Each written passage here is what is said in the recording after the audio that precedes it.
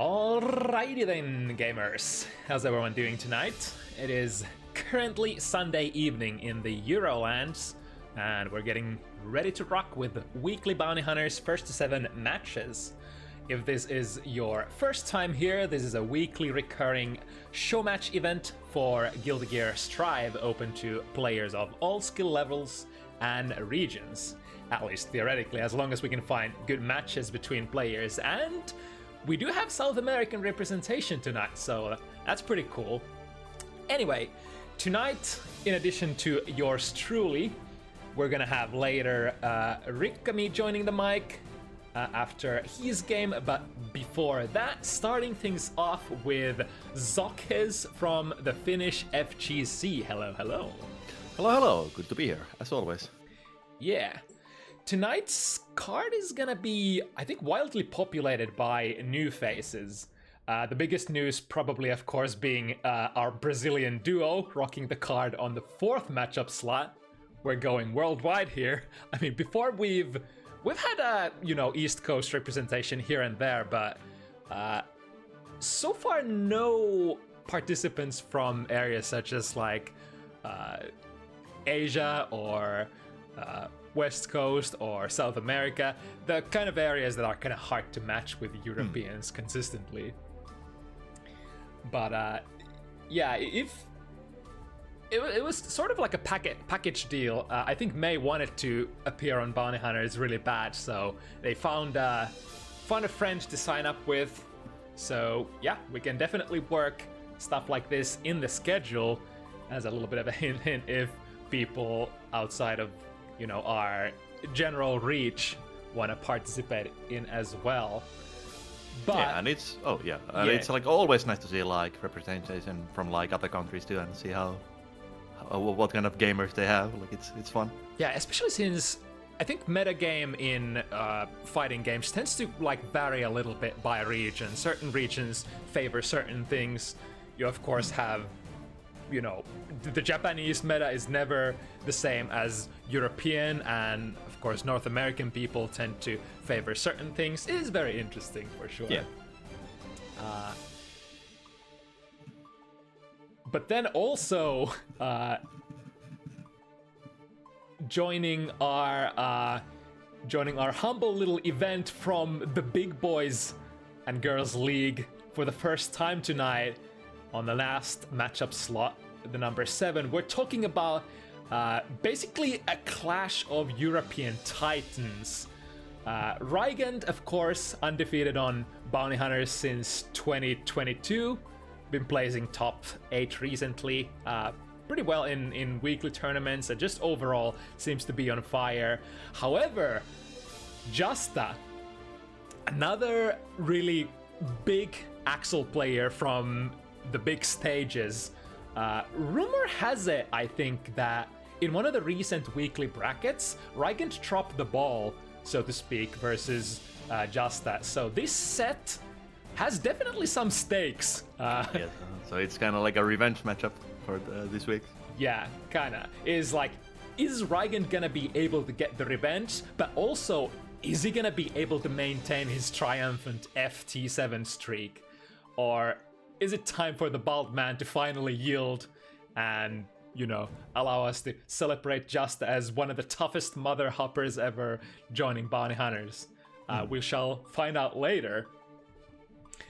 On the 6th slot, we got Zat finally getting a match for Zat. I think has been shafted a couple of weeks in a row and was really close to getting shafted again, but we were able to switch in Velvet Wulf because their previous opponent just couldn't make it. But it's gonna be interesting. In fact, like both of our matchups tonight, we got Zat here versus Velvet Wulf, Axel, as well as Rikkami's match versus Nokuza, versus Happy Chaos. 2 kind of zoner-ish matchups. I think the kind of archetype that generally hasn't enjoyed as much in Guilty Gear before.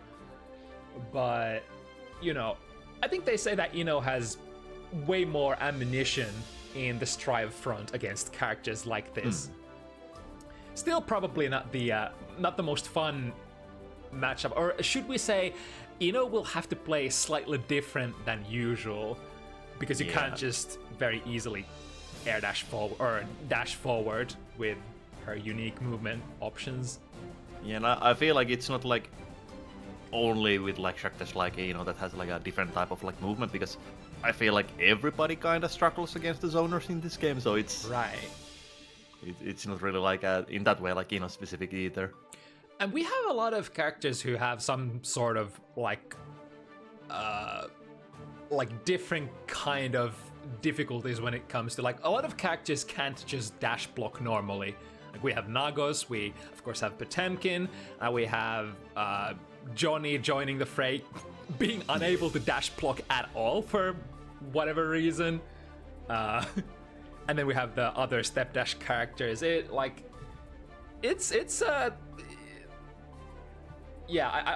I would say like the zoner archetypes in Strive are also like fairly strong as well. Yeah. Especially if we're looking at our friend Happy Chaos here appearing double time on the roster once again. What else do we have in here? Of course, Aizawa going off against a newcomer, Doom, rocking up that Happy Chaos, as mentioned. Gonna be interesting to see. I think this will be the first time I ever see anything from Doom, so looking forward to that. Nokuza, of course, I think we've seen Nokuza with different characters, and now for the first time on Happy Chaos. So interesting to see how that will pan out as well. And then on the second matchup slot, Lackey, the first timer on Bounty Hunters as well. A character you don't necessarily see at high level competition, but a phase that you will definitely run into if you play a lot in the intermediate scene, which is booming as well. It's really interesting how like the top scene and or rather should I say, it's really nice that we have these like beginner, rookie, and intermediate scenes in addition blooming beside the top player competition as well. Yeah. It's really nice to see like players of all levels of play. Like it's a sign of a like good healthy scene. Yeah, and since like Guilty Gear Strive is that game that was supposed to cater to more new players, and it definitely has. It's the first time that Guilty Gear has been booming. It only makes sense that you have TOs offering options for rookies and intermediates as well. And I think this is like definitely not the first fighting game for Lackey either. I've seen Lackey play various other ArcSys games as well. I want to say at least Blaze Blue and perhaps even previous Guilty Gear titles. So yeah, it is definitely a name that some will recognize, but perhaps it is fitting to turn our attention to the number 1 matchup slot tonight as it's drawing near go time. Speaking of players who are showing up for the first time, Mr.Arska from Finland. I think a Finnish player that I haven't really played against, haven't seen too much of so far. Yeah, like my name memory is bad as people know, but like I haven't even like have they been on the scene for a long?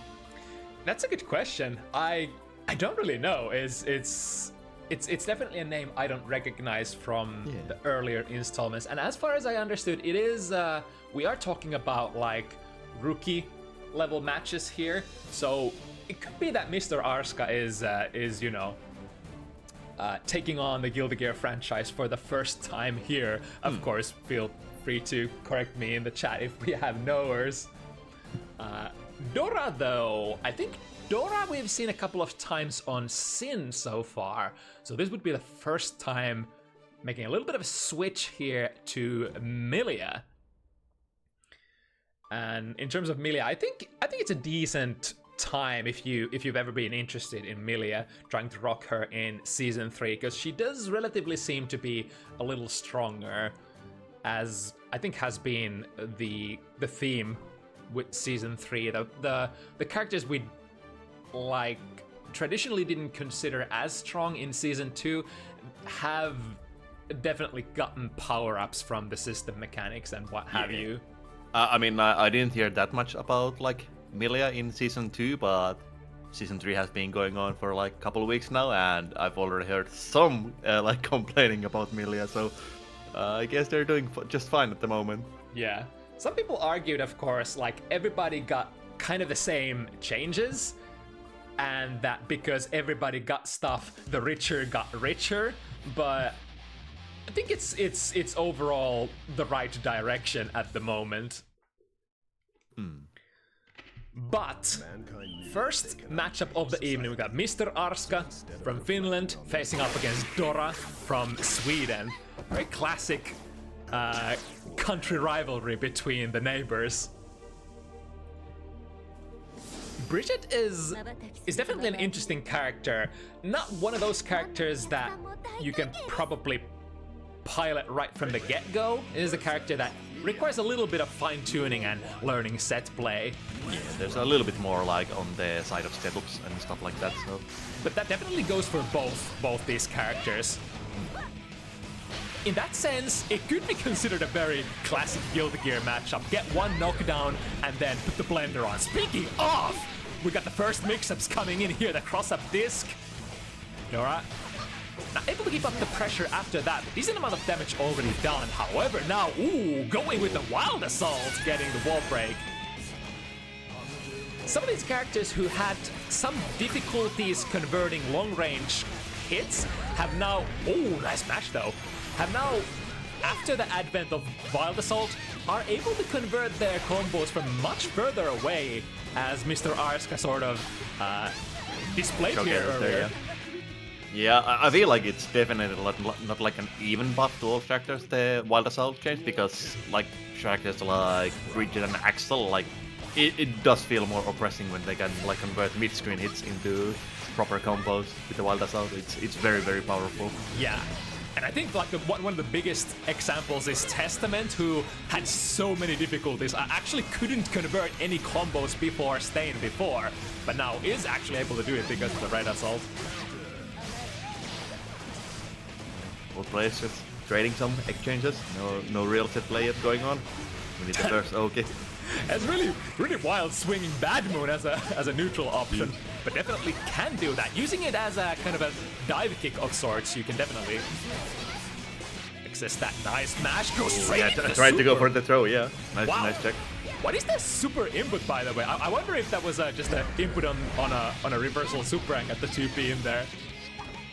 Should be, yeah, gets the kill. 1 for 1.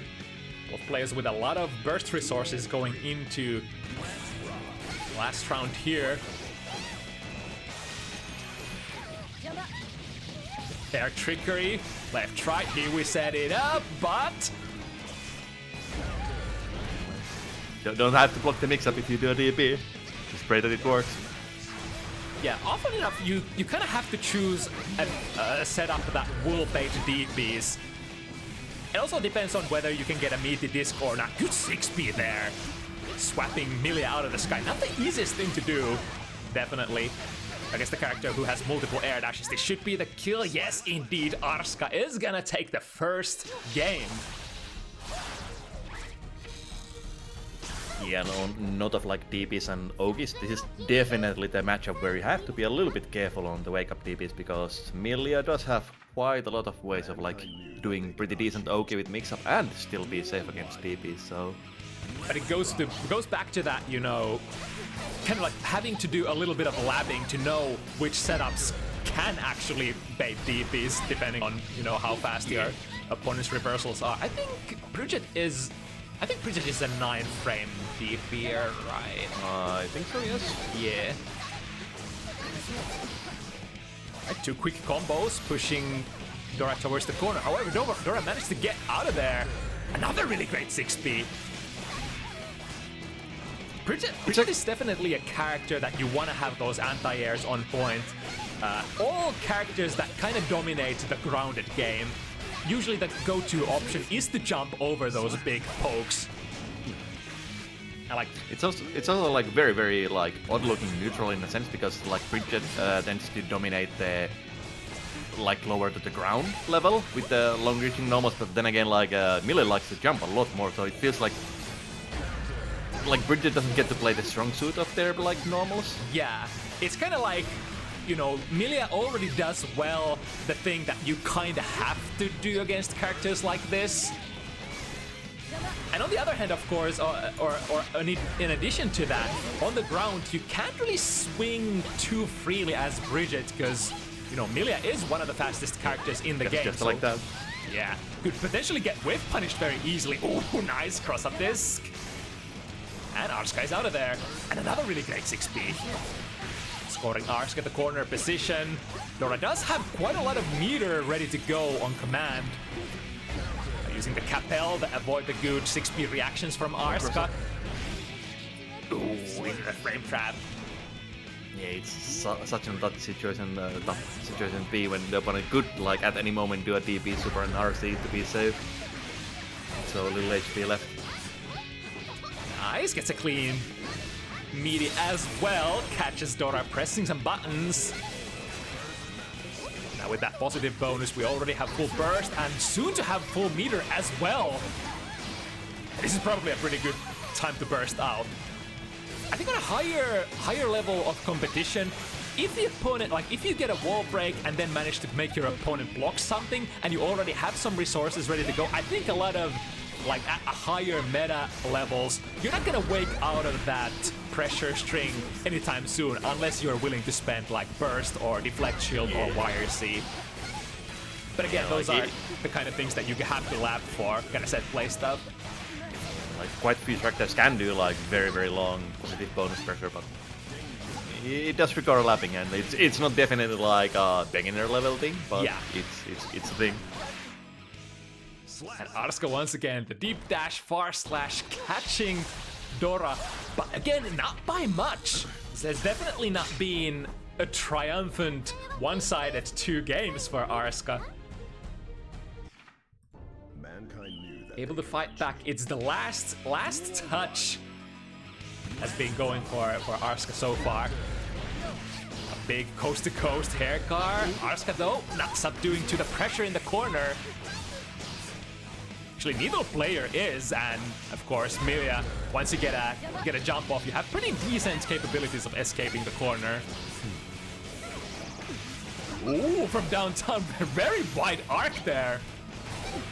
Although I think Dora hasn't been as much concerned with the ground-to-air anti-airs as I guess you would expect Milia to play. Rather just moving around and avoiding being there instead of, you know, just holding your ground and being ready to anti-air. Going in with the plus frames.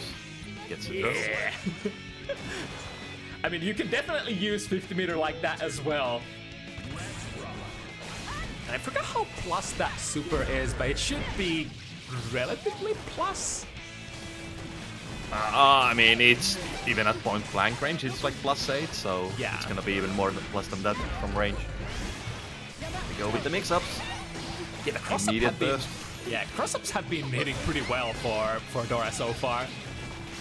Which is probably your like layer 1 mix-up, as you probably wanna go with the more, you know, you don't want your opponent to accidentally block your mix-up, so playing the front doesn't make sense before you play the back, or the cross-up rather.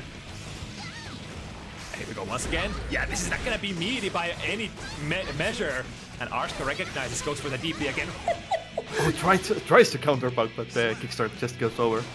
Such a classic. It feels like you could poke it, probably would need a 6B there to be able to stop it. Some amount of low profiling. Just barely drops the combo with the wild assault. Ooh, but commits to the hair car as well. Arska should be pretty well off here. Even gets an IBFD there. Hair car from downtown once again sets up the Oki disc, which is very far from where Arska was landing.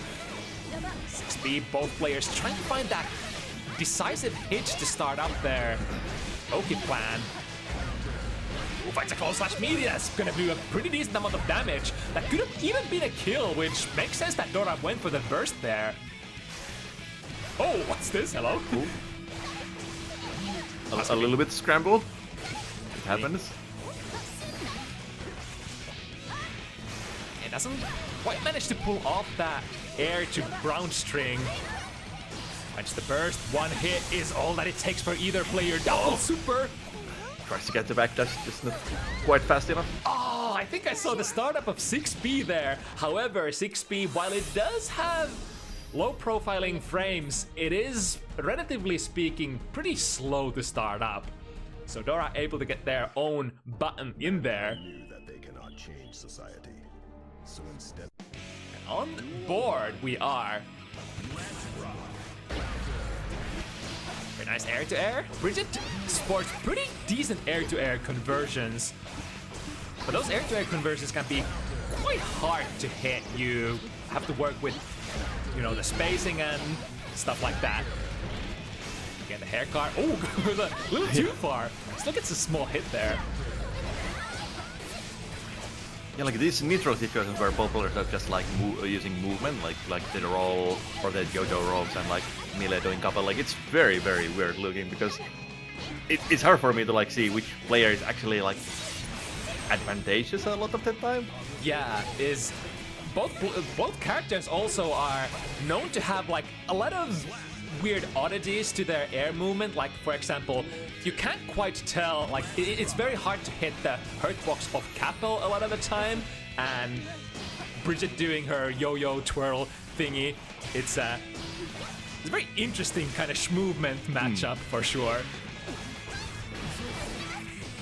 Once again, finds the gap, initially jumps out. Arska once again finding a small combo into the close / meaty burst from Dora. One big hit could be it. Oh, not quite enough meter to RC the dust.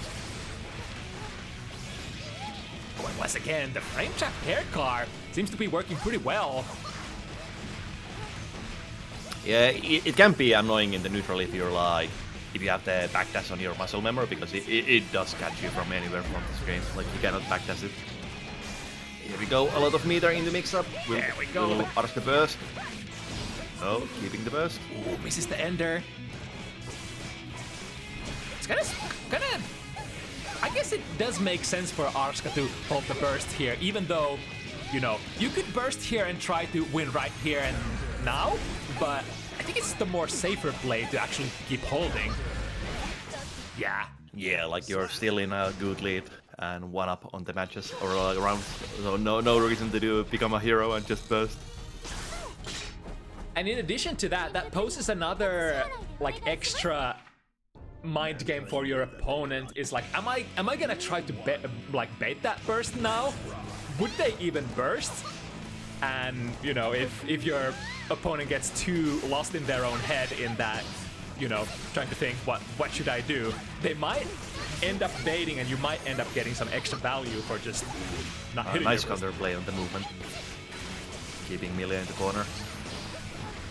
I like how Dora has been able to kind of pinpoint that Arska has had really strong and active anti-air game so far. So using more of those Capels and the feints, air dashing in, air dashing away, not giving the easy anti-airs anymore, like so, for example. Both players using burst to avoid getting pressure going. Yeah, that was a very good burst from Dora because they also had like 50% risk, so the following combo would have most likely killed them in the corner. Yeah, should definitely not forget about that feature that, you know, burst nowadays actually clears your risk as well. So even if you kind of burst into a punish, it might sometimes be, you know, good for you in a sense. Because full risk can lead to TODs if your opponent has the, you know, those custom combos on point. Here we go with the neutral movement. Again, both players trying to be careful. Very peculiar. I think Arska poked like with far slash into the Capel, and the Capel Rose kind of scored the hit there, even though, you know, Melee was definitely like basically not doing anything aggressive there. Oh, there we go with the full charge blitz on the risk. That's gonna... Oh, taking the immediate knockdown. Maybe they were scared of them bursting. It's actually not too bad because it's gonna give you the immediate positive bonus. Ooh, nice RC, and this should be, yeah, just get a simple close slash into 1, 2, 3. Arska clearing another one. 4 to Dora's 1 now.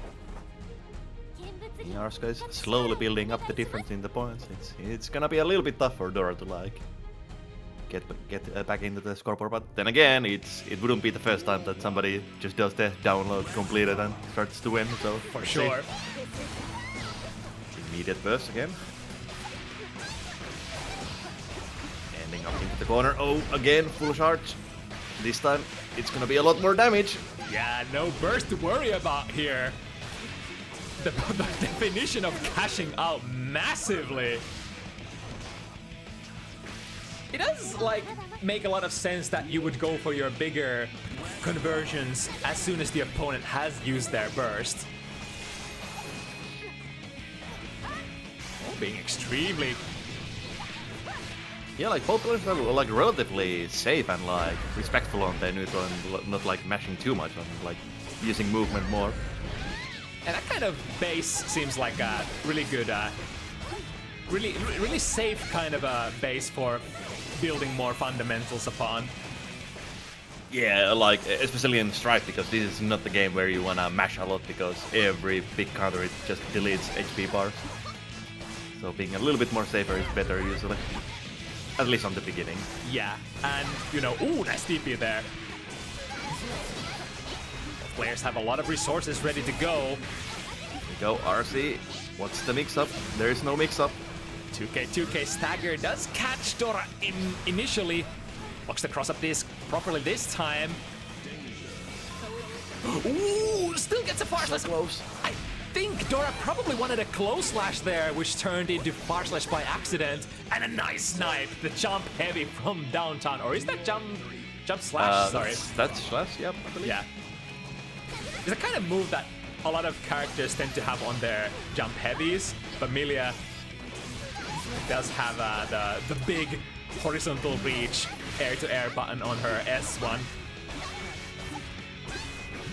The grinder in the corner, and the escape.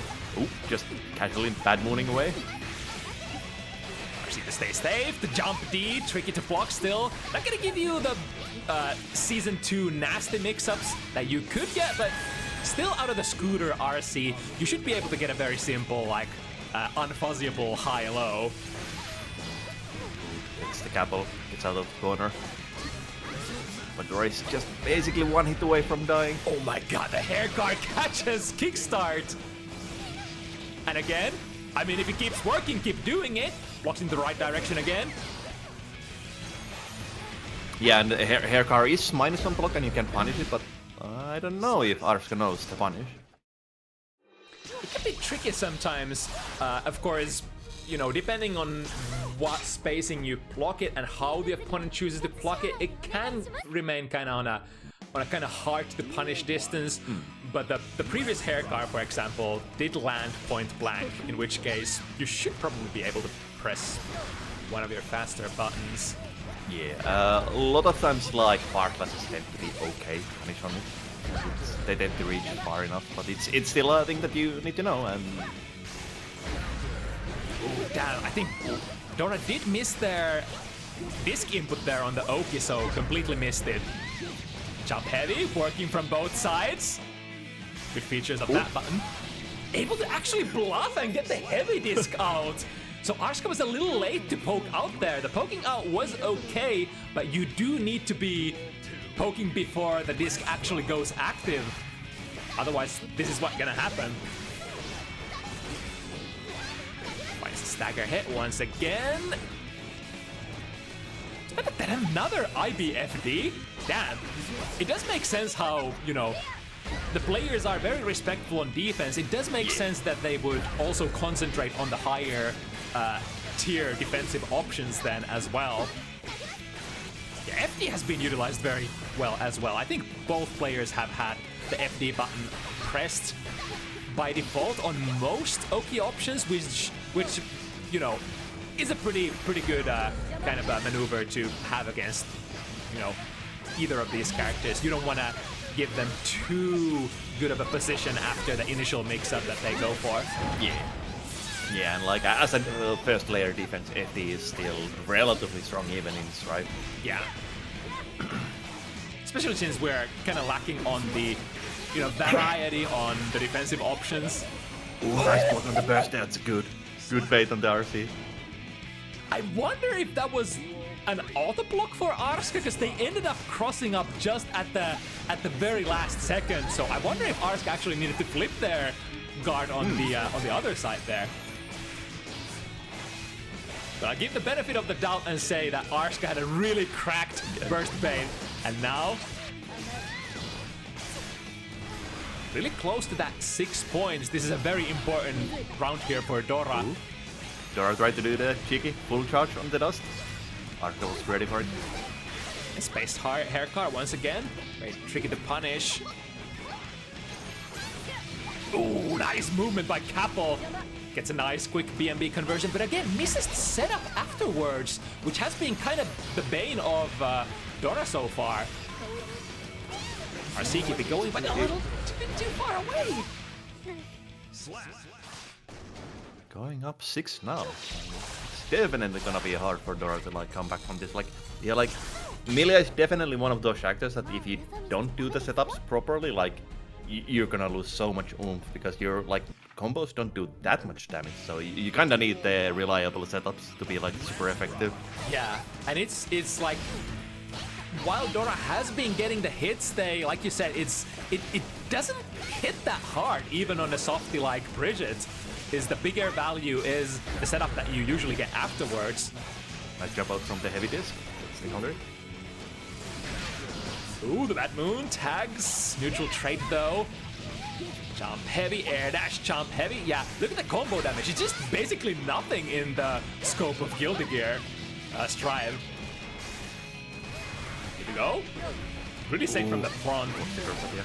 Was probably expecting Arska to go for a DP there. Nice, stands up for the fully charged 5D. That would have been the pain of Dora right there. That would have ended the round, definitely.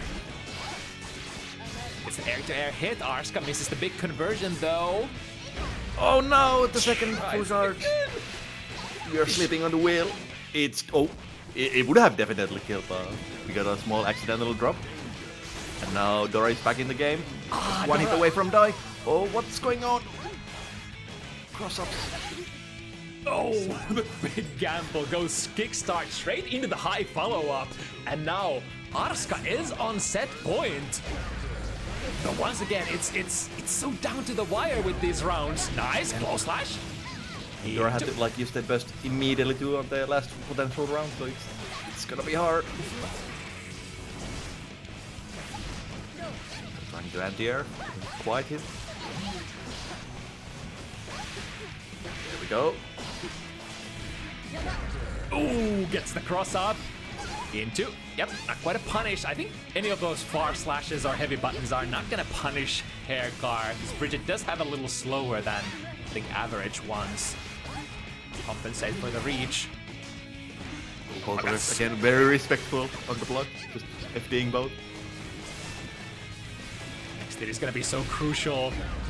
There's the close slash, yep, immediate burst. One of the biggest starters you could ever get in Guilty Gear Strive. Arska really wants to win this one. There's still, oh, is that gonna be, no, it's not enough. They have still RC. Immediate burst away, get the space. Chip range, go super. Oh, OTG, no OTG. DP. Doesn't need it, DP. Dora, I think Dora like saw that DP coming from a mile away. Didn't want to go anywhere close to Arska. Yeah, that was a prime DP RC base. Because that DP, if Dora was not holding FD, that DP would have actually chipped him out as well. We go with the mix-ups into the corner. Getting the pressure in, and it's looking grim. Damn, it's flowing really well for Arska. Has to take the wall break here, not getting the super. So one more chance for Dora. Are we gonna live? Are we gonna die right here? Very nice angle based the 6P from Arska, but again, it's not enough to land a single hit. You need to get the follow through. Gets it this time, but again, the DP, the fear of the DP is probably... Oh no, the Roger. Damn, the reaction! I wonder! It did look like Arska had the Roger ready to go on reaction there. That is a very nice counterplay. Usually, Yeah. when you are in the air, you're probably either gonna land straight into the hair car, which is of course not optimal, but then again, if you choose to air dash out, you might actually miss your punish window. So it makes so much sense to send the Roger track and get the hit there. Yeah, and like as a safety play, it's not like the Roger is gonna lose to anything most likely in that situation. So if the opponent presses any buttons, like you're just nearly guaranteed to attack them with the Roger. So it was a pretty good play. All right, good showing for Arska for his first match on Bounty Hunters. And not too bad from Dora either, but you know, tricky characters require a little bit of extra effort, and you know, the value that we lost in some of those okay situations, surely we're gonna come back stronger and get more of those next time. Yeah, like this set was like what was like one of the prime examples on like showing like small differences in like being able to do like a proper OK or like reliable setups, and like just small tweaks, and this could have gone like completely differently. Yeah. It could have been like 1-6-2 Dora or 6-1-2 Dora. All right, moving ahead, we got Lackey coming in, located in, I think, Netherlands, but rocking the Romanian colors. I did see people promoting the Romanian sweep today. I think we technically, if we consider Lackey representing the team Romania, I think we have 3 Romanian players tonight. Let's see, so it's Lackey as well as Justa and wait, we have one more. Doom, Oh yeah, I Doom, believe. Doom. Yeah, you're absolutely right. I kind of like these small theme packs that we often have. Like sometimes you have a lot of French players coming in at the same time. Sometimes you have a lot of Portuguese players coming, and it's really nice when your buddies and you show up en masse to annihilate the rest of the European competition. Just kicking down the doors of the dojo and going in. All right, I heard there's some good matches here. Let me show you how to play these goddamn children's rhythm games.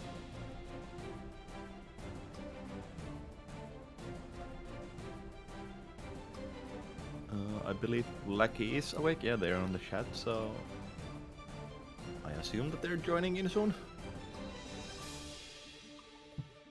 Alright, one of the harder hitting characters in the game in terms of Mei, although Mei definitely does not sport the same damage that she had previous patch at the end of Season 2, which probably has been one of the wildest iteration of Mei so far. Now against the ninja, the de facto soft character trademark of Guilty Gear. Although, is... We'll get to join? Yeah. Yep. It's really interesting with Chip. It sort of feels like it's not as prominent that you're the character that takes the most damage in the game, when, you know, a lot of characters just tend to die with a couple of touches anyway. So it feels like Chip got a pretty decent trade-off, sort of transitioning from the older games, for example, from Exert to Strive, where in like Exert days, characters wouldn't necessarily score as much damage unless they were one of the big heavy hitters. Hitting Chip in that game sort of felt much better, because you could, even with a small combo, get almost everybody would get like half of Chip's health. Yeah.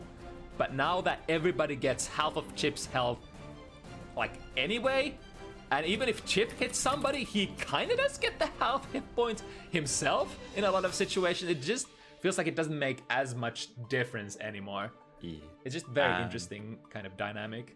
Yeah, and in like terms of damage too, like I feel like Chip also got like buffs from that, from like Exart to Strive, because they also hit relatively hard considering how fast they are. Like, is like at the start of like Strive, I was kind of sort of falling into the same kind of fallacy where I was promoting Chip as being a relatively low damage character. I mean, of course, Chip doesn't deal Nago damage or anything, but you know, if you get a corner combo, a good starter as Chip, he's gonna hit almost as hard as any other. Yeah, and Chip is also like very good at doing pressure on block, so it's also very likely that you're gonna raise your opponent's like risk bar a little bit higher. So that also is gonna amplify the already good damage. Like they are a pretty good character. People are like saying that they might be near the top at the moment. That could be true, but now the game plans are gonna be fairly. Oh, nice jab there on the clone. Coming from the previous match or set, this is definitely gonna be a little bit more explosive and not as much as both characters just randomly moving around the screen. Speaking of, Lackey already putting the big damage combos on screen, and EmuNemo can't really justify bursting in that situation anymore. Would have been a massive life advantage or disadvantage to fight through. There we go, getting things started. Put them in the corner, and this is kind of like where Chip's game plan comes together. Get the wall break once, and then run the dreadful infinite loop pressure that Chip is known for. Yo, wait, the 2K landing from other side? Sanseroga, okay. Has the RC, otherwise they would die in the corner. Well, they might die anyway, at least close to it. Both players like utilizing Wild Assault already really well on the corner to get the super break. I think that's the kind of like a mark of a more advanced player. Utilizing the Wild Assault, it is probably very meta-defining mechanic. If you don't utilize Wild Assault, you're probably not playing the current iteration of Guilty Gear Strive. And players who utilize it very actively, I feel like are, you know, they're already ahead of the curve, so probably, you know, at least intermediate players.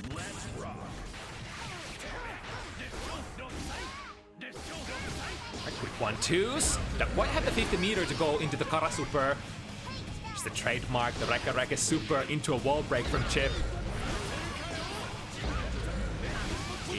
Yeah, speaking of the devil, it's gonna carry long enough though. Not barely enough in the corner to get the wall break, but it's still fine. We're in the corner. And here comes the damage. Speaking of the good starters, that was a pretty good one. And unless the corner had taken so much damage already, you would have definitely taken like half the life of Mei out there. Very good. Already, oh my god, that was like one interaction, and EmuNemo already built 50 meter. Holy, this character builds meters so fast. And now, oh yeah, you better believe it. We're getting out. But still, despite that burst, Lackey wasn't able to get out of the danger zone. And just like that, Lackey took one really fast, but EmuNemo coming back really strong.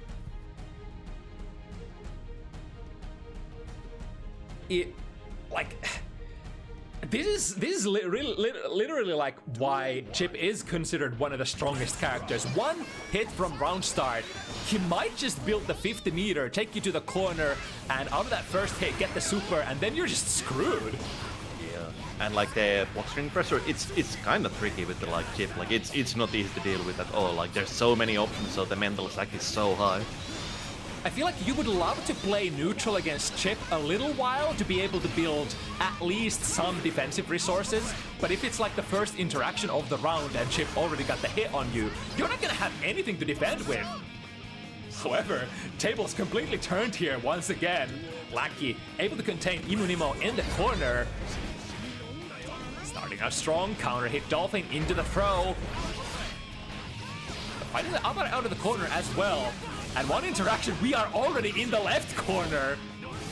Lucky for Lackey here that EmuNemo had to spend that 50 meter on that to make that conversion happen, so no heart knockdown. Oh, but here we go. It's gonna be a lot of damage. Oh, drops the combo. YRC, give me a breather. Catches the backdash using the red wild assault. Ooh, it feels like the deflect shield didn't do all that much here, but I think the little bit of distance that Lackey was able to squeeze out of that made all the difference in the world. It is really the small things when, you know, you absolutely have to get out of the pressure of the opponent. And those situations occur on Stripe fairly often as well. The up dolphin scores a fat hit, chooses to take it very slowly, just convert it into a good old meaty. Big one once again, and able to convert this one. Oh, lots of momentum in that combo. There we go with anti-airs. Quite convert. Cross up, small damage, but nice punish there on the overhead. A good recognition that you didn't really need much either. I wonder if Mei does get anything but the just tap 5B into 3K out of that situation. Go with the pressure. Direct the free. Ooh, the cross up, and now because of all that risk, getting a very, very respectable amount of damage from something that is so difficult to block as well. Looking for that last hit, but potentially Lackey gotta be very careful in this situation. Lackey could, out of one counter hit, completely flip it on its head as well. Early burst from Lackey. Oh, nice, going interesting. Choosing to rock too heavy there against that 6B from EmuNemo. I wonder if Mei has actually applications for neutral by swinging that too heavy. He does have a lot of active frames, that's for sure. This isn't gonna be enough. Not barely enough. Yeah, the Japanese Couple guts. pixels. But that, yeah, that makes a lot of sense. Again, the cross-up alphas, like, they don't do a whole lot of damage, but in this kind of situation, they make all the sense in the world when you need to hit only one more. I'm gonna check if your opponent is ready to react to them. Yeah, and as like a cross-up move, it's still relatively okay, because even if the opponent does block it, you're still basically safe. Yeah. I think the cross-up on the ground has quite a lot of danger zones depending on what your opponent do, but especially the upwards alpha seems to be... Like, I don't even know how to punish that myself, if even possible. That's the thing, you can't punish it directly. Yeah. It is safe on block, but the situation after it is like heavy RPS. Too far for the 5D. Ooh, nice cancel there by EmuNemo. Go. Gamma Blade into the pressure. Keeping the corner. Oh, just grades. Going with the overheads. Those overheads, both these characters had their 6K overhead changed in this version of the game. They are now much slower and easier to react to, but they are generally plus on block. Nice, still gets the super.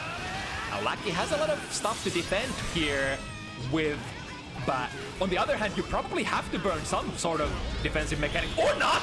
Or not! Lackey just finds the but the second hit didn't hit from Dora. That could have like been enough otherwise. And now, yeah, just forced to take the pressure. Yeah, like that was very unfortunate that it was like so deep range that the second hit didn't connect. Early burst and gets there really fast 2K to prevent Lackey from pressing any sort of button here.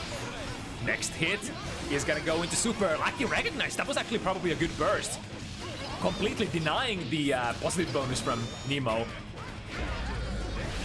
But now, it all comes crashing down after that. Decent damage, wall break. Now, not gonna be a hard knockdown, but Nemo soon is gonna have some really nice resources to play with. Nice block on the 6 good reactions. Ooh, attempted a whip punish there, but... frames, nullifying it with YRC. YRC for YRC. Nemo still has a burst to go if they so desire. There we go. It's going to the wires. Oh no, 6B Oh was cancelled. no! I think Nemo might have had that, but probably didn't hit confirm that the 6B hit grounded opponent, and no cancel, especially on chip, is Very, very dangerous. One of the highest recoveries of any 6Ps in the game.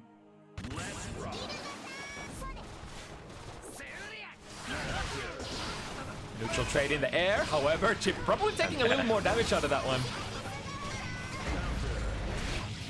Slash hits, that's gonna be a decent starter, and yeah, I guess the super as well. Time for the grinder. Yep, doesn't even have 50 meter anymore yet. Yep, another one. This is the thing, like, any hit goes into the same Rekka super sequence, and now we play the same again.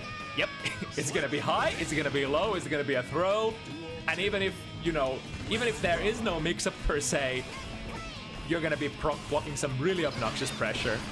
Yeah, and it doesn't help that like Chip can from the super wall break situation, they can basically push you into the corner with the one block string, so it's like very, very annoying. Yeah, even before Season 2, he could, but now they added, on top of that, got even, you know, Wild Assault to get some even more push potential if you know, have the resources to put in. Oh, the jump D, nice!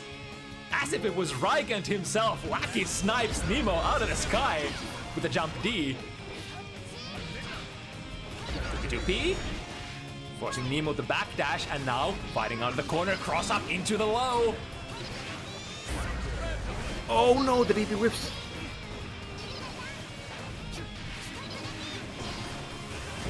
Oh, and that's... Oh, but not yeah, can't convert it properly. Nice check there. On the leaf crab. 5P, the button. I think that's actually... The 5P is the 5-framer of choice for Mei. And I've been actually thinking about recently if having your 5-framer on your standing jab is actually a benefit over having it on 2B. Because I'm gonna blow your mind and state that like Mei's 5B is actually 4 frames because it's that good. Wait a second. It's 4 frames? Damn. Wait. Hello, QK? With the knowledge gap? It's actually pretty damn good 5B for its speed. Here we go. RC in the kill.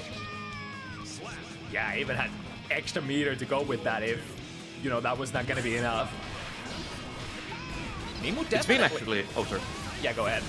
Yeah, I was just saying that the rounds have been like pretty swingy in a way, like either like Lackey or like EmuNemo gets like the jump on and like just completely annihilates the opponent, or like there's rarely like situations where both players are like slowly like chipping away their HP.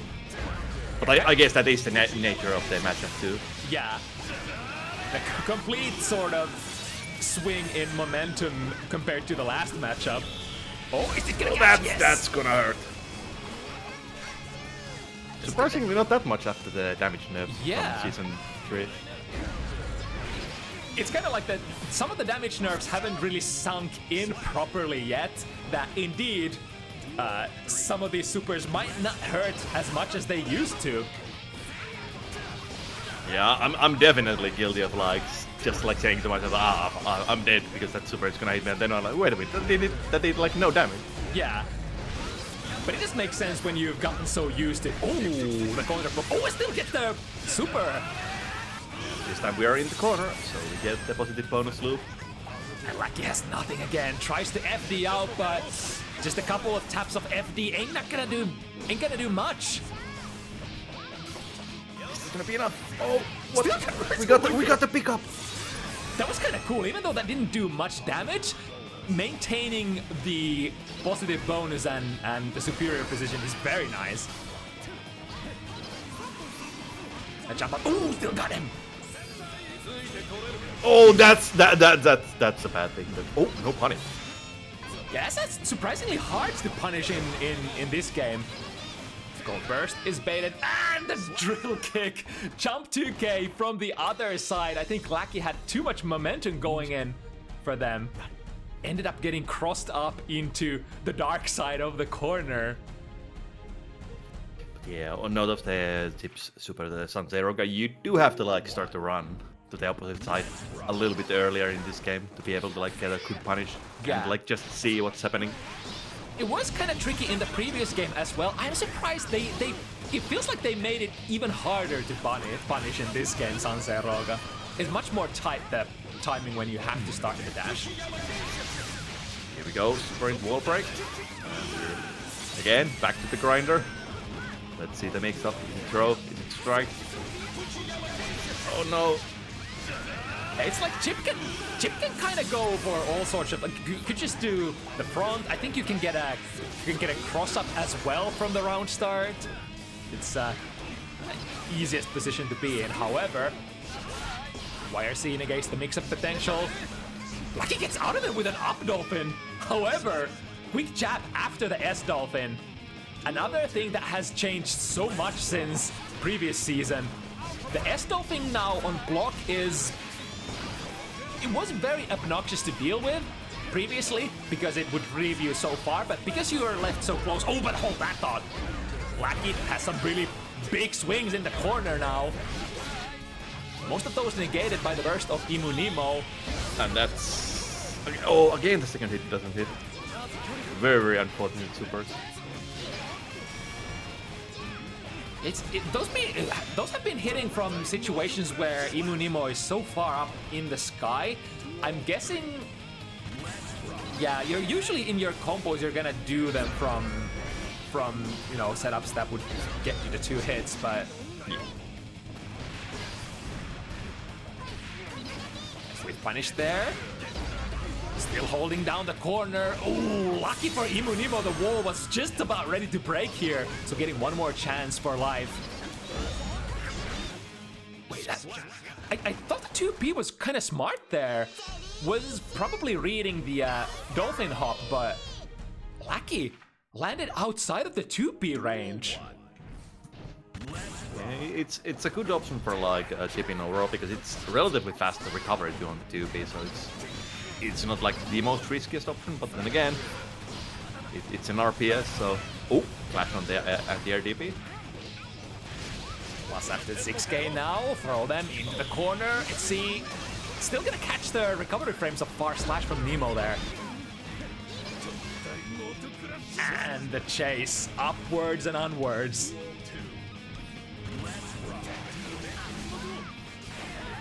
The up dolphin has been giving Lackey some really nice value in this matchup. You know, Chip is, you know, Chip kind of doesn't care if he plays air or ground, kind of excels in both of those. But at the same time, if he goes airborne and you get the up dolphin counter hit, it's gonna do so much damage, and it's kind of hard to contest as well. Speaking of things that are hard to contest, oh, for one more hit. In chip range as well. Has a lot of resources. With YRC, they can burst. Speaking of those up dolphins, once again colliding with it. Is Lackey gonna actually pull off this comeback? Sanseroga hits in the air. That would have been impossible to punish, basically. Last chance. Oh, burst into the right direction. It's a double KO. Yo, but that's gonna favor EmuNemo here, because Lackey was sitting on 2 games, and as you know, is tradition in Guilty Gear games, if you are on your last life, or if you have the lead, you're gonna take the disadvantageous position from the double KO. Yeah, like you cannot win from a lose. Which is the correct way of doing the things, by the way, for all Street Fighter players. Oh, here we go. First Sanseroga to actually hit. It's a whiff punish on 2 heavy. That's a manly whiff punish if I've ever seen any. Of course, EmuNemo is a big Sanseroga enthusiast, as you know. I think was apparent from. I think EmuNemo was the player with the Sanseroga card. Zanse, go, yeah.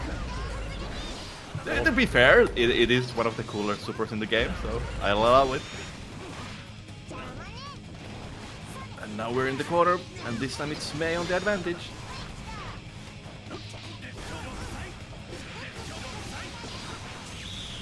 Oh, and there we go. Yeah. I'm surprised that Nemo hasn't been using Jump 2K much at all. The only time that they did use it, they won the round with it, and then, you know, not at all. Yeah. Because that. Yeah, like it. get the going. Yeah, it like for me personally, that seems like that feels always the most like annoying tool to deal with from Chip's toolkit. Yeah, like it's definitely one of those moments that like pushes the mental stack over the limit. Like it's so hard to like keep track of the like lows, the throws, and then like the jumping together. Like it's just so much. Uh-oh. Missing the finisher. Got the throw instead of the 5D. Not like this. Has the burst. Positive throw. One more. No 50 He's meter. gonna get the burst. I think had the right idea. Lackey was mashing with a 2K, which couldn't, which is too slow to catch, you know, meaty throws. But EmuNemo went in for the throw a little bit too early.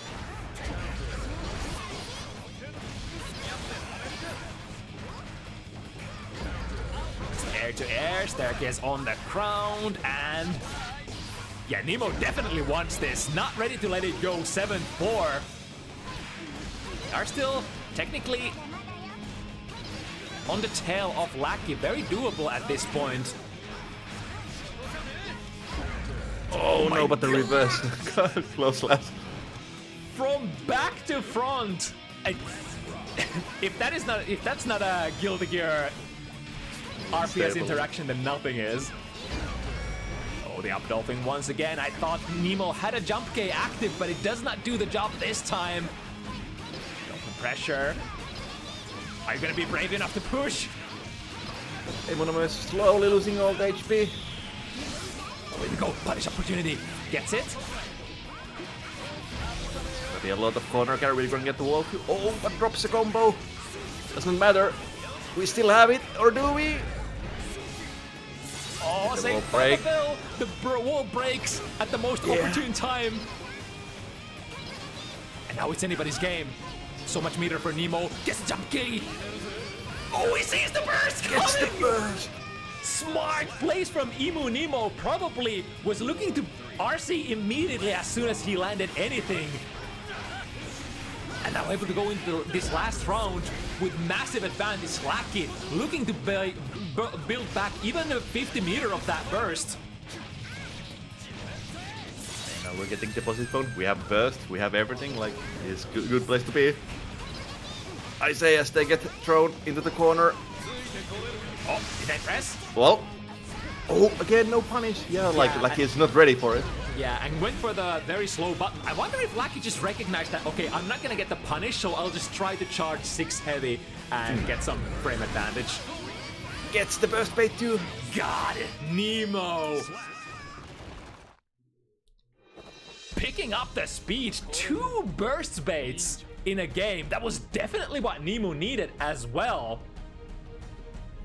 The pressure is definitely building up for Lackey at the moment. Like, can't do those like panic burst type of things anymore. Like it's gonna be very rough.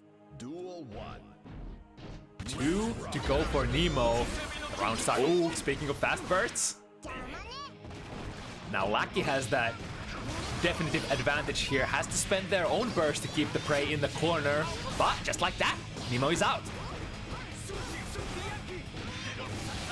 And now, Oh, did you?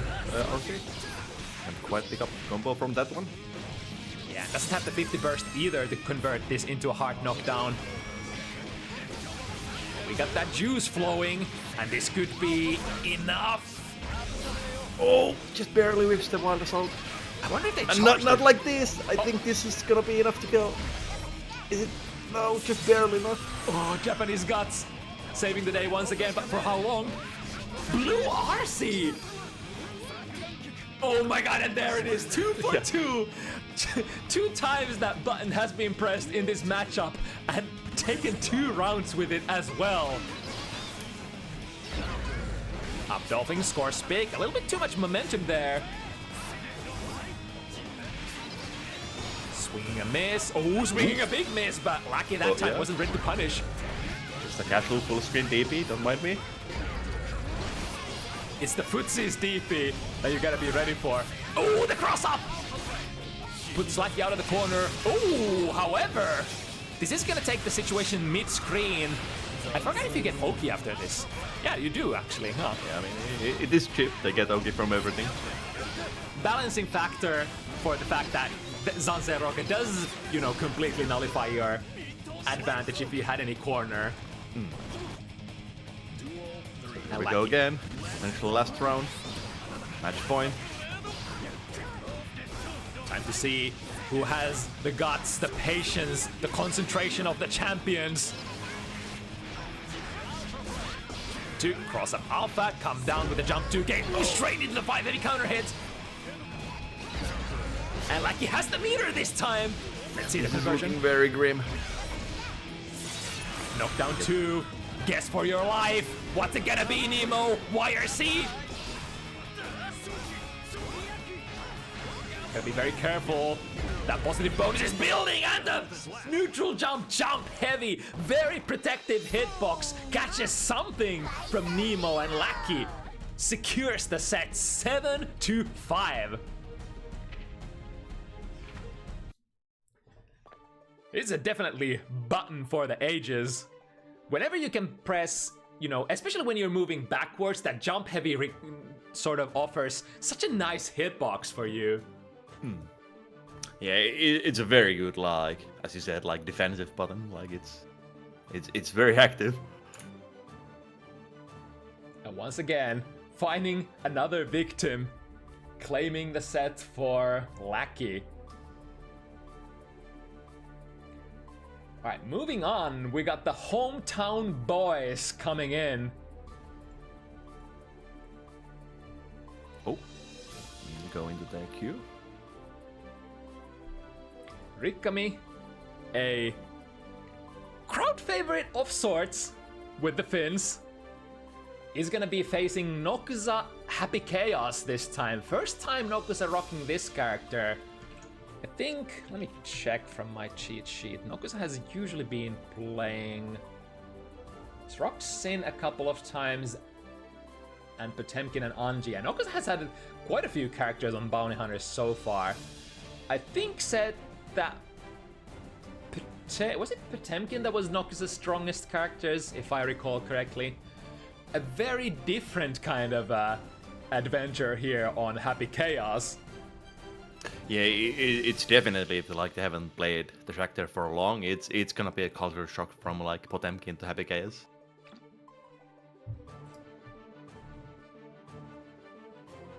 Like it's pretty much the opposite game plan and the opposite way of like doing things, because you have like a lot of like 2-2 into buttons for the reloads and everything. Like it's not easy coming from shot characters. And it's like on Potemkin, you kind of have to work for the position very hard to get to mix up the opponent. On Happy Chaos, you only need like a small lapse, a small opportunity to pull out the gun. Then you're shooting, and then the opponent basically can't do anything. You can run in and mix them up if you so desire. Rikkami has had very close matches as of recent. Rikkami, of course, not as, one of the rarer regulars of Bounty Hunters. The IAD master of the past. Luckily, I think you don't have to do too many IAD combos in this game on Eno. Yeah, and even if you were, like, we got the dash macro now, because we live in the year 2023, so it's not gonna be an issue anymore.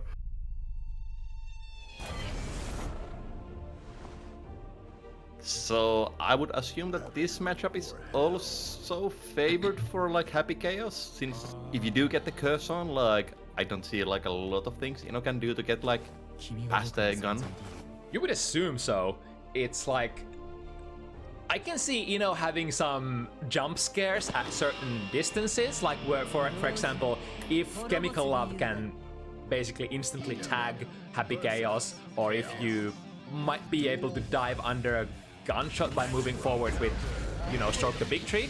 I guess what we're gonna see here, and Rikkami already going into the red assault, takes 50 meter, or that's casual, 50%. In the positive bonus pressure too. go, the gun is out, and now you're guessing Rikkami instantly going into the YRC. Nokuza doesn't want to be on the receiving end of the stick, or rather the guitar in this case. 5D tap converts into the gunshot. Oh, that was an interesting anti-air, just swaps them out of the sky with 5P. Ooh, now out of concentration though. Rikkami has a big opportunity here, no gun available, and goes into the command grab Rikkami style. Well, why are you blocking? I feel like that's... I know that Super got also like reduced on damage, but it still feels so much. I think here's a little bit of if you did not do your research, your homework on Rikkami actually one of the players who enjoy using that command grab so much. Loves setting up the situations where you have to guess for it, and has a pretty high tendency of going for it as well. Do the stomp, switch positions, too early on the throw. Ooh, avoiding the too heavy. It's up into the corner. This is not a place where you wanna be against Dino's mix-ups. Mixing the shots, the dive kick, sinks in, and now we're gonna guess. Oh my god. Yeah, like he did absolutely nothing against the node. Yeah, right in the middle of the hit. I think it didn't even activate it during the note, but like between the note hitting and Rikkami coming in with a jump in button. I think Deflect Shield has capabilities for erasing projectiles though, if I recall correctly. I believe so. I mean, it basically makes you invincible during it, so I would assume so. But I wonder how it works. If you can even delete the note, and if you do so, then I think the pushback wouldn't apply on the strike. So I wonder if that would actually do anything. There's just so much I don't, yet understand about the new mechanic that is Deflect Shield.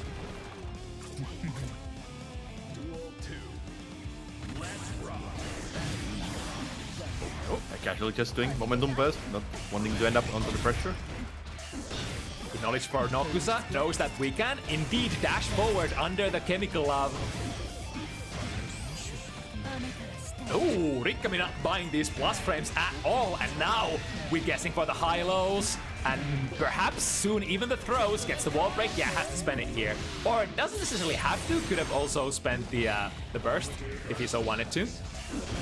I was already like about to say that like 1-0 re-slump pressure, but then again you can't really do that in this season 3 anymore, because you do get the extra, and there we go again with the grab super. But yeah, like you do get the wall stick burst, like you get like 30% or something back from the wall stick, so it's not feasible to do the re-slump pressure anymore. Yeah, I guess there are some cases where you might find value with it. Specifically if your opponent already has a full burst and you're one of these mix-up characters that under no circumstances wants to give away the corner. Although you could argue that many characters now, it's like the situations where you get a wall break, or rather a wall stick in this version, and you wouldn't have the 50 meter or the burst to get the hard knockdown. Those cases are very far and wide between now. So you could argue that, just take the wall break and get the hard knockdown and mix it up. Rikkami building up the lead, 2-0 at the moment. Needed burst once again. In there, yeah, that's gonna be minus nowadays.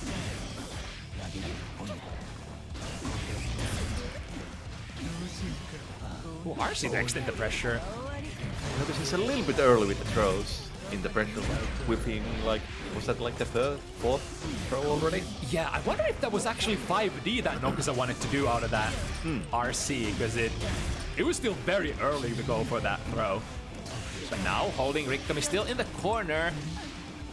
Good amount of bullets. It's kind of low on concentration, but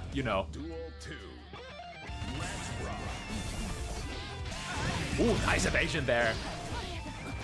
Find the low, go into the dig throw, and now... Oh, nice back dash under the close slash, huh? I'm surprised the shot also whiffed there. I think the idea was that the shot would cover Nokuza if Rikkami actually backdashed, but there is a little bit of RNG for where the reticle manifests. Value burst! Rikkami losing all that meter there. And now Nokuza actually looking to throw this around. Shot to a tick throw, playing with the basics. Damn! That was actually really great. So far, the greatest round for Nokuza. Perfect, absolutely perfect, picture perfect timing on the burst. Avoiding the wall break, avoiding the massive amount of advantage Rikkami would have gotten after that, and then just managing their precious resources perfectly. Mankind knew that they cannot change society. Did we get a drop on Zakis? I believe my internet had some kind of hiccup. Losing connection for like split second there. Kicking me out from everything. No worries, we see what we can do. At least we have one observer ready to go still. Rikkami on a 2-1 lead here against Nokuza. Nice air to air. Seems like an interesting... I haven't seen many Ino players converting that kind of hits very often. But now with the pressure, the name is Strike Throw once again. You have a lot of different kinds of ways to mix your opponent up for Happy Chaos, but the most basic of them all, you can, of course, always turn the gunshot into a strike throw situation. The stomp, and the throw once again.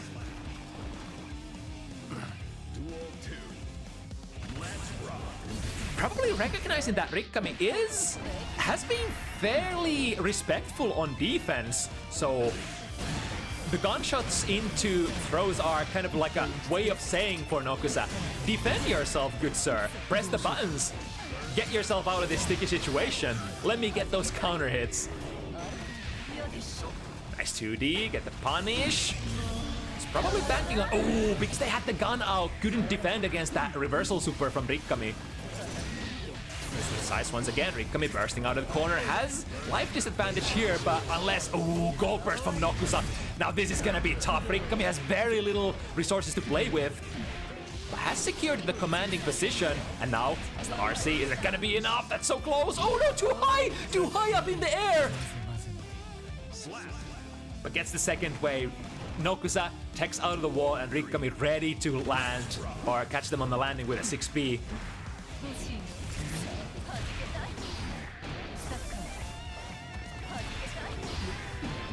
The love lands. Another Kemi. Nice tech this time around from Rikkami. 6B is good, and now, oh, the setup, it was not gonna be airtight. Nokuza recognized, press the buttons, but Rikkami also really fast to go into that reversal super throw. Resources looking good. The deflect shield does put a little bit of distance between the characters. However, I think deflect shield does nothing to the reticle. So if the reticle is already on you, then it's not gonna cause any shakes for the gunman's hand, so to speak. Do they have to like get out from the match for me to be able to join the... I think so. Let me actually ping the players to come out of the lobby on the next one.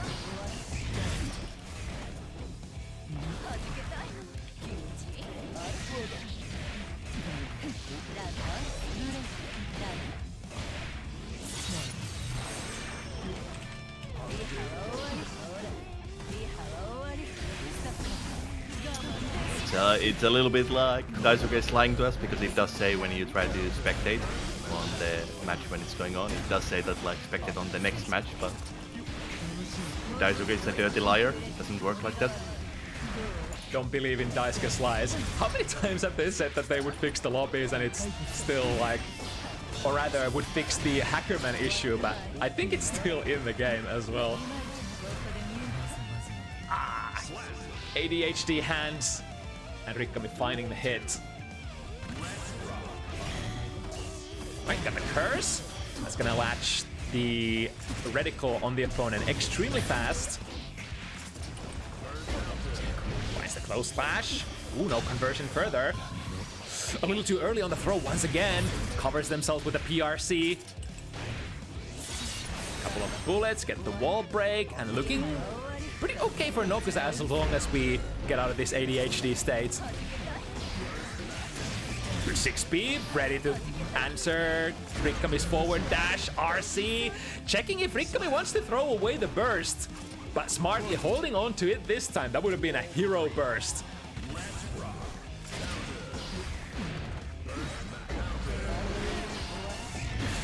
And burst is good.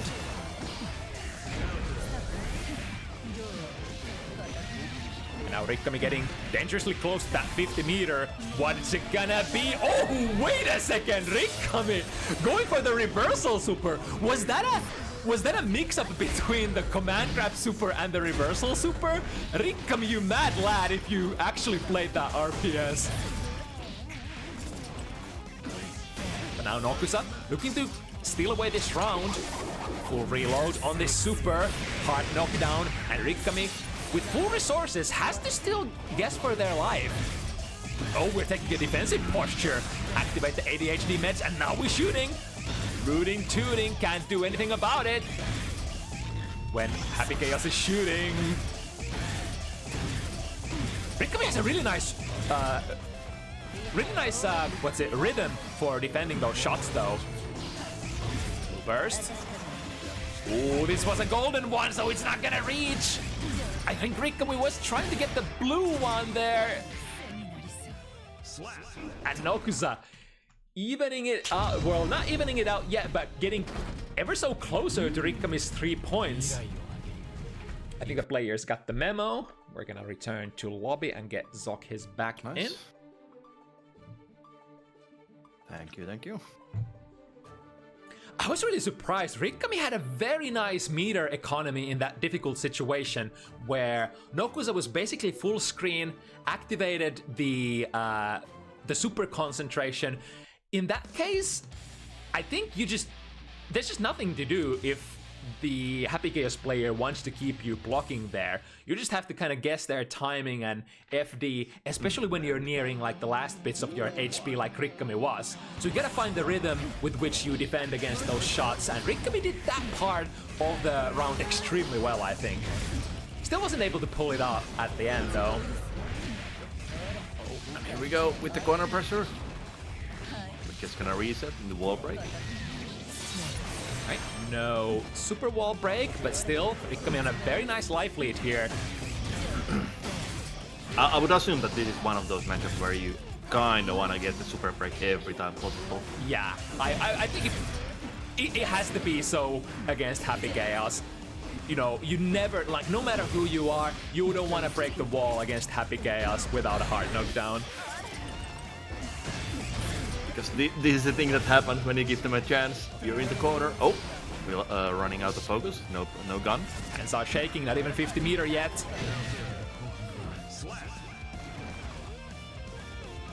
Rikkami finding the successful trade. Nokuza is gonna go into this round without any burst whatsoever. Went under the 2. It's not plus anymore. Just stop mashing. Yeah, this is interesting. Like, you can't really like, I don't think there's any way to prevent you or prevent the opponent from pressing a button in that situation. Like, one of the few things that you can do to avoid their button is to backdash, and you know, I guess you're pretty happy to whip a button into a backdash. Yeah, I mean, you could also like play the mind game of like expecting that the opponent will want to challenge you after they struck the victory and just do like a super, but that's a very heavy read. Yeah. And it's hard to justify meter usage on Ino for weird shenanigans like that, because she kind of needs it, right? And she absolutely wants to have the hard knockdowns in the corner, and then you maybe want to have the 50 meter for your command grab sometimes, and like, she's just very meter hungry character in general. Oh, speaking of, oh no, because I didn't take the, oh, still get the punish though. Yeah, it has a very, very long recovery to it. Very easy to punish. Ooh, backdashing away from the dust. Now Rikkami probably recognizing that the opponent is on very low unique resources here. Yeah, gets to push it. The worst mistake in that situation would have been like if Rikkami is not looking at the opponent's bullets and concentration, the worst one would be to assume sort of like a defensive posture and let the opponent stand full screen and get like a wild couple of bullets of reload in. You have to earn it. You have to get the hard knockdown or at least force them spend RC or something to get the guaranteed reload. Now we find the Koopa Stomp. Surely that's enough. Oh, no. Ooh, this is actually what we were talking about earlier. Went for the wall slump loops. I guess that was another really great opportunity to go for it, because even if you get the wall slump, Rikkami is not gonna be able to build up to like the 100 meter. Yeah. But as a result, you did get the round win, but you did... Wait. No, you got the wall slump only once, so Rikkami only built the one sort of extra bunch of burst out of it. Like the actual mix-up killed before our second wall. Right. It's actually super optimal, I want to say. Oh. Into the corner. What's the mix-up? I mean, you can deflect shield grabs, so I guess that works. Big Damahe.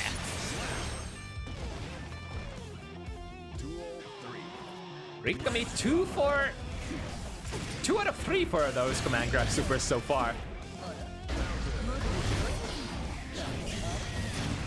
Driving forward, but the curse makes the reticle latch immediately. Oh, we're getting into the corner. And yeah, potentially super. Right, looking very good on resources. At least the unique ones for Happy Chaos. Tap 5D, yep. One more. Why did Papa Daisuke let you get combo from raw 5D? Ooh, good FD! Making the 5D whip initially, however... Ooh, nice block on the dust. But couldn't block the second one on time. That was a big commit. Look at Nokuza's resources. He had exactly 1 bullet and was on the red for concentration. So that was basically like a Hail Mary. There was no way out of that. That would have been a punish if Rikkami actually blocked it. Yeah, I guess they could afford it because they did have like nearly full HP. So yeah. It was like it's very hard to like box so many mix-ups in a row, so just get that one hit in and finish the game. Yeah, even if Rikkami had like a really good FD push block there, pushed Nokuza out of the initial like one of the 5Ds, Happy Chaos is a character who can't afford to whiff because you can cover yourself with the gun. If the reticle latches, it doesn't matter if you miss your normals. Yeah. Right, into the stomp, into the low, and... Oh my god, just falls out, yeah? Yeah, it's like that very early part of the hitbox that is in Wulf. But now... Oh, there we go with the Inogaruda. Very good move. Yeah, surprised actually. Rikkami hasn't been using that Mad Love too much yet. Yeah, I mean, it does like do the same thing as like kinda like doing hover dash forward, but it's more about the mix-up pressure that you can do. Like it's very hard to like react to all of the Inos options, and once you do get the Mad Love in, like it's like was it like plus 17 or 15? Like you get to just run extra mix-ups after it. I wonder how much the matchup actually plays into it if like Happy Chaos sort of disallows from pouncing with the Mad Love from certain situation, especially from like neutral. Yeah, or if it's just like a, I guess, stylistic choice, or like Rikkami just prefers not to use it too much. I feel like it could be good on neutral too if your opponent is a little bit more respectful on like defense and like the neutral, because that absolutely forces your opponent to start to press buttons, because you can't just let get in free with the God Crush. Speaking of getting in, Nokuza once again procuring the position and gets the... I guess that was kind of the last mix-up coming in from that sequence, because Nokuza was out of bullets. So if Rikkami avoids that throw, he was going to be in a pretty decent situation. However, now 4 points even. Rikkami had a pretty explosive start, although Nokuza has been on Rikkami's tail for quite a while now. We are doing the download is complete thing now. go. Yep, Super still focus. plus. Shot. And now, what's the play? Oh, just dashing in with 6B, going under everything.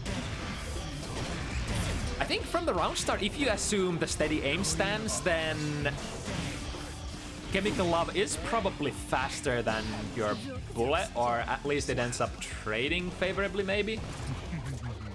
I believe it should be faster because Chemical Love is pretty fast move. Yeah, and out of the steady aim, the reticle doesn't still latch immediately. So I guess there's a little bit of RPS where it initially lands. It can. What was the? I think I was looking at the percentages recently, and there was for steady aim the chance that the like you latch on the target immediately was, how much was it? Was it like 1 out of 3 or something? Yeah, I mean, that's not a very good odd, but it's some odds.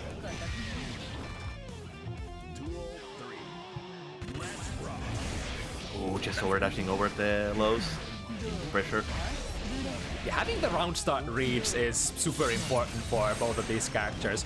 For Happy Chaos, of course, if the opponent respects and you get to build distance, yep, it's your time to play. And for Ino, of course, you don't want to let Happy Chaos run away. You just want to get close in personal and mix.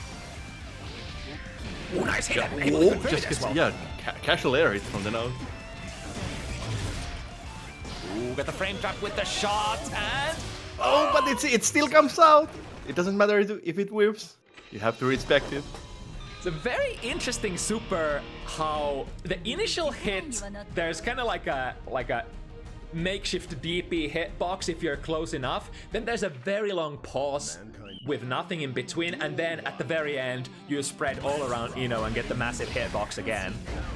Yeah, like normally if you do block the initial hit, you can then press the button and punish the super, but if you're like in the air and you just like fall down and don't have time to do it, like it's very easy to get hit by the gigantic hitbox that the super has. Ooh, barely hitting the 5D.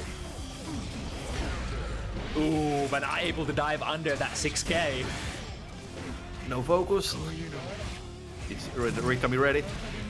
Don't let the Happy Chaos run away when they have no focus. Oh, where are you aiming? Funny. Right, Nokuza once again looking to bring it even. See what Rikkami has to say. Good read there on the stroke the big tree. Went for 2k, preventing Rikkami from getting in. Nice, the 5D. Nice and delayed, catching Rikkami out of the backdash. Cashing out, fully reloading the bullets. Rikkami working with full burst, but no pension just yet. Well, we got the gold burst. Now we are getting tension and burst back, so it's not over yet. So important for Rikkami to stick by. If Nokuza gets to pull out the gun, it's probably over. And oh. Pause champ gets the shot. That was a good attempt from Rikkami, but you know the burst was gonna come out eventually.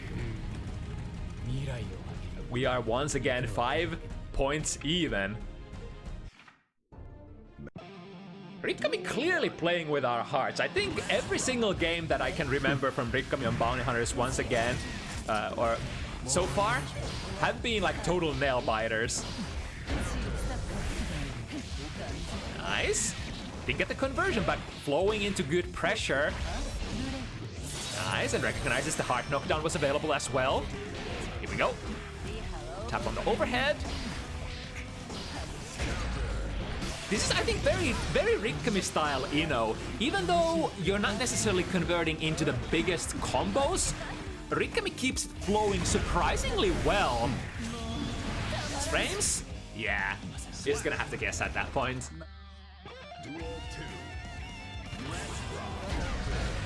And I think that kind of gameplay actually favors Rikkami probably. I know that Rikkami hates the current version Ino and loves the Ino of the past, but I think the past version of Ino was way more like execution extensive. Like you would have to do the massive combos to be able to set up your good gameplay.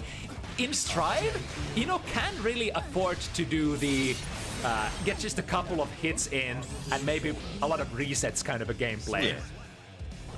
Just get like their reliable BNBs and like it's already good enough. Like, I mean, the Tractor doesn't have like hyper optimals or like, well, I guess that's Strife overall. Like, there's a little less in like terms of like hyper optimal combos that are really hard. Yeah, like out of like close range hits, you're usually gonna take like a quick 1-2-3 combo anyway, and then set up a new Oki. So you're not per se doing any fancy combos anyway if the round is going your way. YRC, but didn't quite punish it. 50-meter on point. Where's it gonna be sunk? Push block of deflect works out for Nokuza. Here's the reversal, super catches the throw attempt. YRC get off me. Both players out of resources. Basically one combo away from dying. Oh, drops the combo, no bullets. Making it very tricky, even though that was not a true combo, it was very hard to defend against.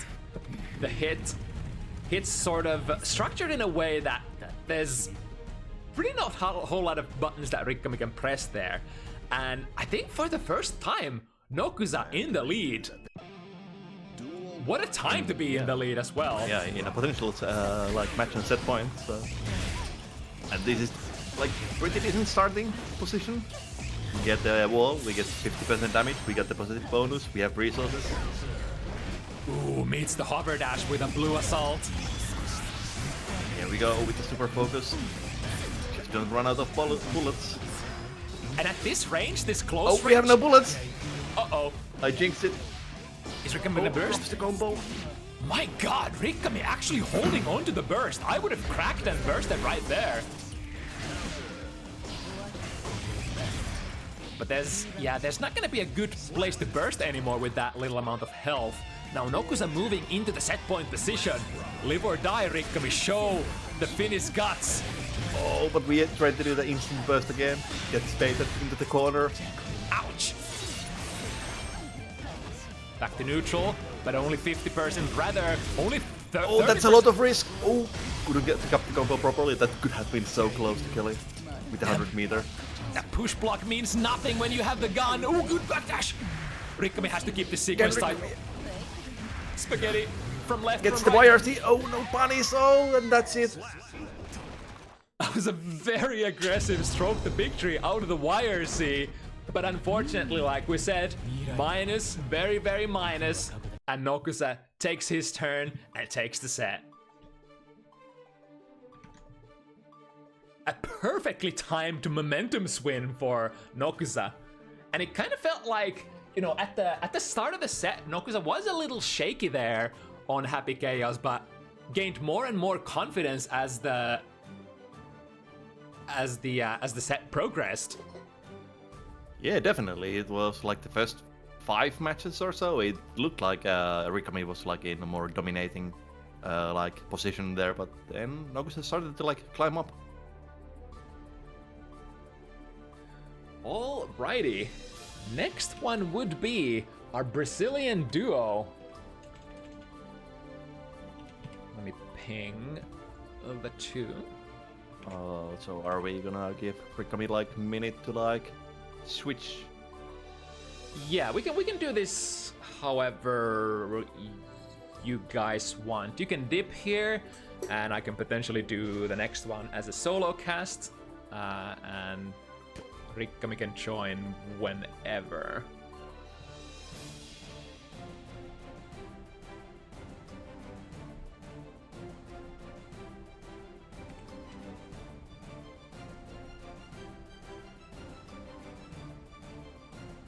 Alright, so we got May, who, according to their own words, is a very, from what I've understood, extremely May enthusiastic player. I mean, you kind of gather from, you know, somebody choosing their player name based on their favorite character, and, you know, as far as I understand, looking to embody May in real life as much as possible. And that's really cool to have players who are so enthusiastic about their their character. We do have quite a few players like that in our community. One example, for example, being Ultinate, the the #1 Nagoriyuki fan. But is this Ultimate version for Mei? I mean, wouldn't that be Rygand? Kinda. I suppose, now that you mention it. Another really interesting mix-up here is that Mei's opponent, Kai, is kind of like phonetically Kai. You would assume that, you know, you have a Mei, like Mei player who's named Mei, so then we have Kai, so they should be playing Kai Kisk instead, but then they're playing Zato. There's a whole lot of really interesting... There's layers and layers. Yeah.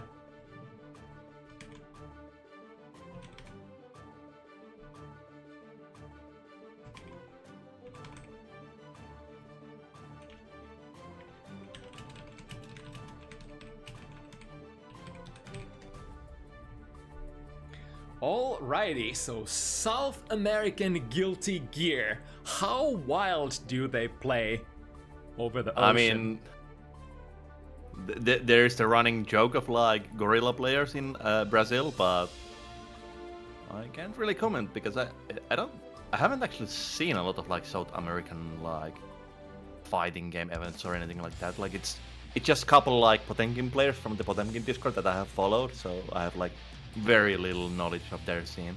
Yeah, it kind of feels like the scenes that are really out there for us Europeans, for example, who spectate, are mostly like Japan, North America, and then we have our EMEA scene. But the other scenes, such as like what happens in South America, not very, like, that's just, I think you would have to probably know where to look to find the footage, so to speak. Ooh, but we got some mix-ups already. Especially those hop mix-ups into overhead kiss seem to be movement. Rygand style. We got jump Ds. Into, yep, hard knockdown. Kai has a lot of meter to defend against, or defend against Mei here, but ooh, that's one way to get this thing started. A nice block into 5D. No mix-ups this time. Reset it. Ooh, that's actually gonna go through. Damn, at that, I think that's probably a spacing dependent thing, and Mei recognizing that Zato is a little bit too close using the whatchamacallit, not Executor. Sunvoid. Sunvoid, yeah, that one. That's big. Yeah, as well, like it's. Yeah, and I do believe it's like, it's super slow. Like it's like 10 frames startup, but it's like after the flash, there's like a relatively long time before you can like do anything. So there's gonna be a gap. And that's super big because that's a very go-to method for Zato players for holding their pressure. Because like in this version, once you lose the gauge, you lose your turn for such a long time. I think it's like 8 seconds now. Definitely worth to sink 50 meter into the Sun Void to bring back little guy back immediately. Duel 1. Let's rock. Right, landing behind, get the throw in the corner, but once again, we gotta waste the time. We gotta get little guy back before we can get to cook. Nice, got this unsummon there, and going for a damage conversion, or damage super instead. I think this version of Zato is gonna be like made or break. It's gonna be a make or break ability to unsummon at the right moments. Because if you go completely bust, it's really bad for Zato. Yeah, now you actually have to like pay with your enemy meter if you're like not unsummoning properly. Of course, you know, you can't really help it if you are forced to block something or if Little Lady gets poked. That's of course unfortunate, but at least make sure that when you're running your own offense on your own stuff, that you're unsummoning at the right times. One more touch for Mei. Ooh, nice jump beat! didn't get to run the full little eddy gauge here, and a quick 5D tap, yeah. 20 frames, reaction check. Are you gonna ready to stand up? Answer this time was no. Oh, nice, good check there on the dolphin hop. Oh, there we go, eddy meter out. Yeah, like those few extra seconds do count in this season. Like we finally have some real weaknesses to the tractor. Damn, weaknesses on Strive top tier cast? No way. And those hops are really cool. I think from basically any situation where you could previously go for just an S dolphin can now be converted into a really tricky. There's a lot of layers to the mix-up because you don't necessarily have to commit to the dolphin dive. You could break it immediately, right? So yeah, it's kind of like. Not sure what character to compare it to. I guess like Raven from Exert, in the sense that you can break the dive and choose to bait, or you can commit and go in. I guess Bridget is a little bit similar with the yeah, roll. that's actually true. There we go. We got the confirm. Ooh, nice flash cancel there, or rather, I think Kai was committed to RCing that 6P anyway. We got the bait, yep, but we got the burst as well. The burst is gonna be saved.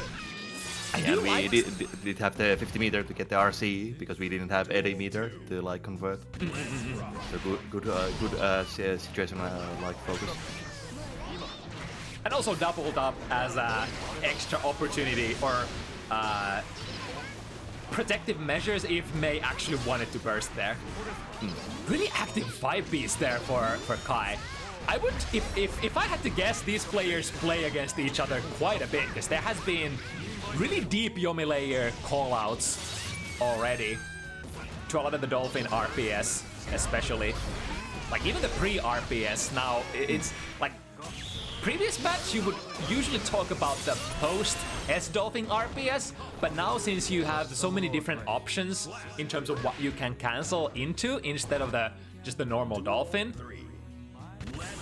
you might want to press buttons before to prevent Mei from coming in, just like Kai has been so far.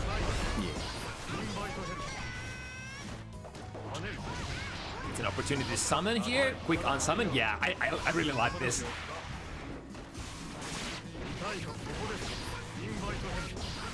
We do have 50 meter ready to go. Yeah, like this kind of neutral situation when like Kai does not have the 80 meter, like it's very, very hard to do absolutely anything against Mei's buttons. And since the flight time was already also reduced, you kind of have to engage with the opponent way more than in the past overall. Yeah, it's not like you can just like hover in there and like just navigate yourself out from the situation anymore. Like you have to like accept the fact that okay, I have no AD, I'm forced to like most likely block something because there's no way I'm gonna like escape this situation anymore. I think regardless of how Arxes wanna balance Zato from this point on, I think this is a good baseline for, I think, Zato. It's very reminiscent of the old Zato where you do actually have the famine phase and you just don't come out of it immediately, getting like access to your little guy in a matter of seconds again. Yeah. And it's good also in a way because we're escaping Dora. It's good also in the other way because even though the nerfs do hurt Zato, but if you do get the advantage and like the pressure going on, like you're still basically as good as you were before. Yeah. So I could really see them adding. Ooh, pokes the little guy on the way in. Ah, and up Dolphin. That was a catch on. That was sort of like a low crush of sorts. A very low. Oh, hello. Oh. Rikkami entering the room, crashing the lobby.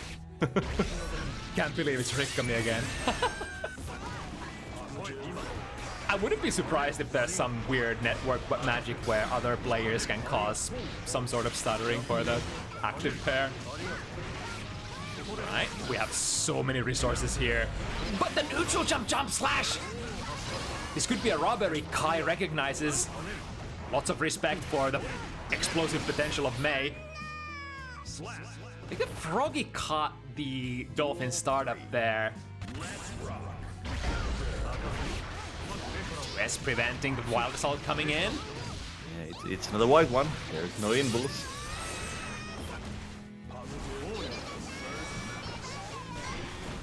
Again, the defensive posture. Kai is bobbing and weaving, kind of not wanting to necessarily. Oh, nice bait there. Mei was trying to push the situation with that burst at the very end of the burst gauge coming back. This should get the kill, yeah. Kai finally on the board. I mean, it doesn't definitely. The score doesn't necessarily reflect the situation. It hasn't been super one-sided. It's been again up to like, even if you die with a big life disadvantage, this matchup comes down to like specific, like the life doesn't matter that much. It's the RPS and the position at the middle of the match. Also, as a side note, should we tell the players to like return to the lobby after this one, since we have Rikkami on the comms and lobby? Hello, hello, hello. Hello, Yeah, I'm gamer. just sitting in the line, kind of waiting. I'm the smartest person here, and knowing full well that I need to commentate the next match, I press Alt F4 after my own match, you know. It do be. Built different, as they say. Yeah, I can ping the players. Here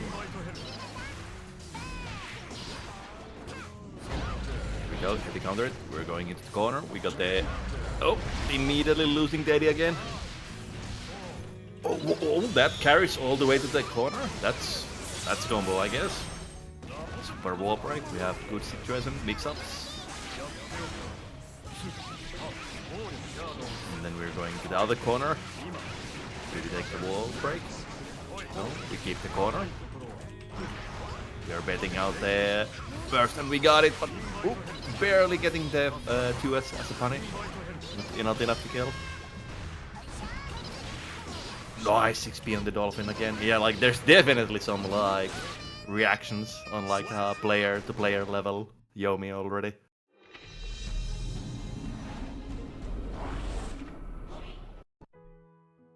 Oh, they're just going in for the next match. Yeah, I might have been a little too slow, but let's see if they catch it on the next one. And if not, we can still rock with it. We'll Yeah. We'll work with I have it. no hurry to go anywhere, so I'm still fine. We got the sandwich into the corner. Heavy counter it again. No pickup.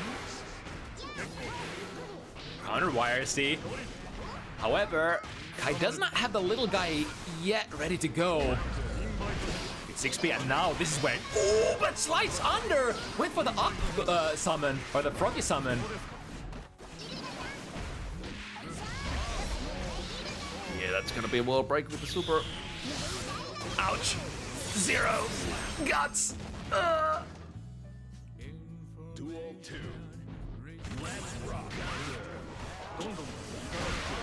And since it takes so much time for the little guy to come back in this patch now, you're probably happy to sort of throw yourself at the opponent more aggressively, because if you get the trade, you get even more value than in the past.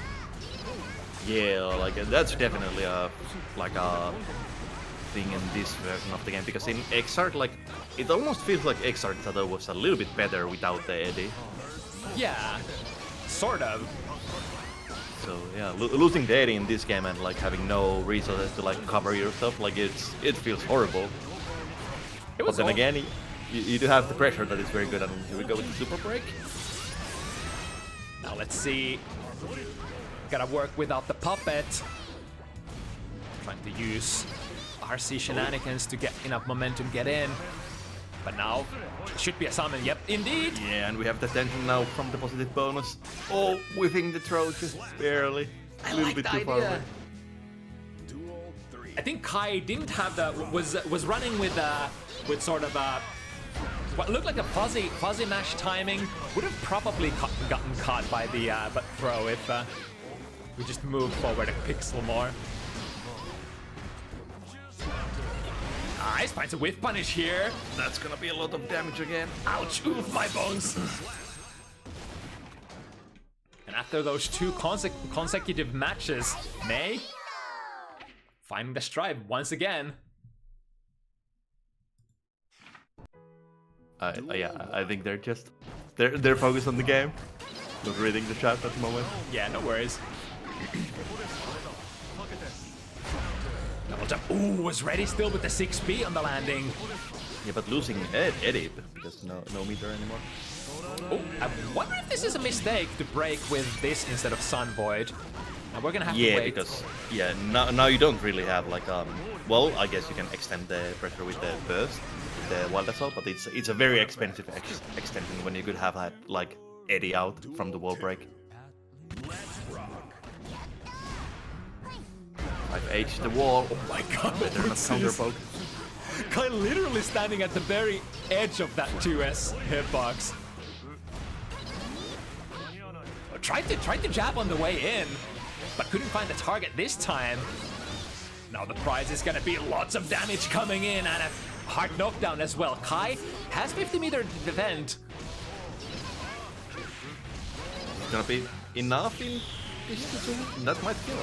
Yep. Even with the reduced damage of the supers, it's still Zero Guts target. Gonna hurt like hell. Yeah, and Kai just barely got the burst back at the... Setting up the plus frames. Ooh, trying to press. That's gonna be again so much damage. Oh, choosing to keep the corner. Not a bad move. Still choosing to keep the corner. Ooh, good 2P. Able to get things started, but again, Zato is kind of weak against universal mechanics, and May does have the YRC as well as the burst available here. Yeah, it's like this is. I think this is the crux of the issue, the big problem that you have to solve as a Zato player. The threat of the universal mechanics. Even though May didn't even go for the YRC there, didn't even go for the burst there, you're so scared of, you know, getting the situation flipped on its back. You lose the Eddie, you have to wait 8 seconds, and if you're low health, you're just probably straight up dead if they hit their YRC. Yeah, like it can swing the momentum of the game so easily. And now, especially since I think you can't even use Break the Law to avoid Blue Burst anymore, right? I believe so, yeah, it catches you from the ground. Yeah, that's very strange.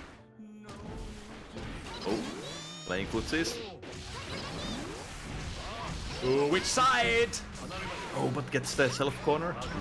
Very tricky situation. Kind of good opportunity to use the YRC. Now you get the full corner. Yeah, that was definitely worth it. Don't let your opponent get away. If they want to go for that cross-up. Ooh, nice froggy summon. Next to up Dolphin out of the sky. Quite able to build the 50 meter, but still get the hard knockdown. The time from the knockdown is very good. They can like still choosing to do armor instead of Sun Void to get the Eddie back, but I guess it works out in the end. A lot of small scrambles, blocks the burst, no punish, yeah. Oh, it's still going! Can we close it down? Wild Assault extend. Oh no, throw whiff. And just like that, we're going into the corner, we're losing HP. Literally 1 hit point! This is a neutral situation though. 2P, yeah, that's... And Zato has pretty decent jabs as well, so there's no way in hell you're gonna prevent Zato from pressing something there. And how are you gonna whiff punish that 2P anyway? Yeah. Ooh, got the backdash, but now confirm. Setting up the plus frames. 2P. Ooh, but gets straight on Daddy. Yeah, Kai is definitely familiar with these Dolphin Hop resets and or, you know, throw setup attempts. Very aggressive with the jabs. Was that gonna catch? The killer whale still gonna come out. Oh, the little guy cut your back! Eddie MVP. No Eddie still. The frog, we can summon, nice angle, and we get the summon once again. That was a good trade, even though Mei again got hit. Running yourself into Eddie and making the little guy gone was a good idea. I think that was optimal play. Probably you'll take that trade, even if you're low health. You'll probably take that trade into little guy any time of the day. Yeah, like as long as you don't need like huge counter from just Zato, like it's not like being at like 20% HP is a bad place to be. Again, like you said, like you can still survive a few hits. In a sense, that up dolphin could be kind of considered like a makeshift DP, because it does tend up trade with Zato quite often. And already in like older games, it was trade off a strategy to know like DP the shadow setups. Even if you know that you're gonna get punished, at least you have a good chance of taking the shadow with you and using like your life as a resource to get rid of the puppet. Oh. Bit far away, get the command grab. Here we go, Eddie pressure into the corner. What's the mix-up? There is no mix-up. Full sequence, good patience on Mei's part. Oh, from where? Downtown back. No. And again, we're like basically one hit away. Oh, but the deflect shield did nothing again. I think, wait, is deflect shield hard-coded to push your opponent back, but it doesn't like push you back at all? I don't actually know.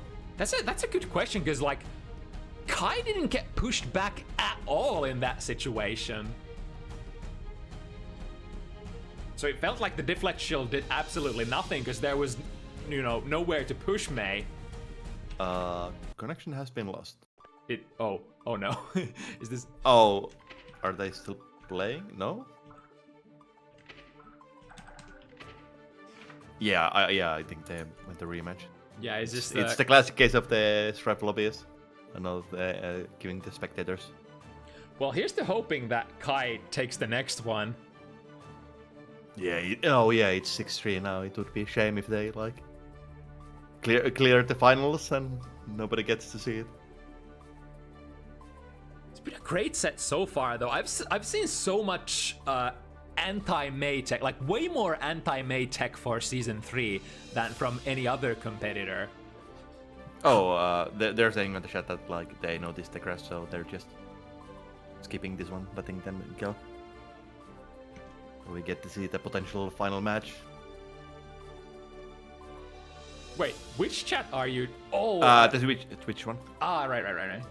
Damn, streamer not looking at their own Twitch chat. What? Yeah, like how long have we been doing this? like 10 years? Almost so far.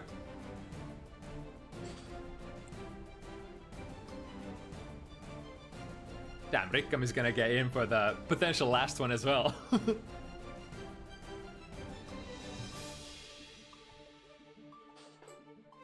But yeah, perhaps it's like... I should probably put it as rematch room. Didn't have the time though. But yeah, it's probably like how you probably wanna play against Mei in this season is maybe press a little more often. Because now Mei can't really afford to go into the S-Dolphin as aggressively as she did anyway, because it's the situation afterwards is so bad, which means they have to use the like Dolphin hop cancels, which means she's much more susceptible to just buttons. Yeah, that could be, but then again, there is this flip side of the RPF, because now they can do potentially delay cat links, and if you're like doing too much Abare, like they will just get a counter that way and then annihilate you. Right. Either case, I think the RPS is way more fun to play than in previous patches. Yeah, and it definitely like changes the play that you have. Like it's like doing as Dolphin is not no longer like an autopilot thing. Like it's a little bit. Yeah, you have to think about it a little bit more. It makes you happy to have the illusion that your opponent is big brain and thinking and not just doing shit.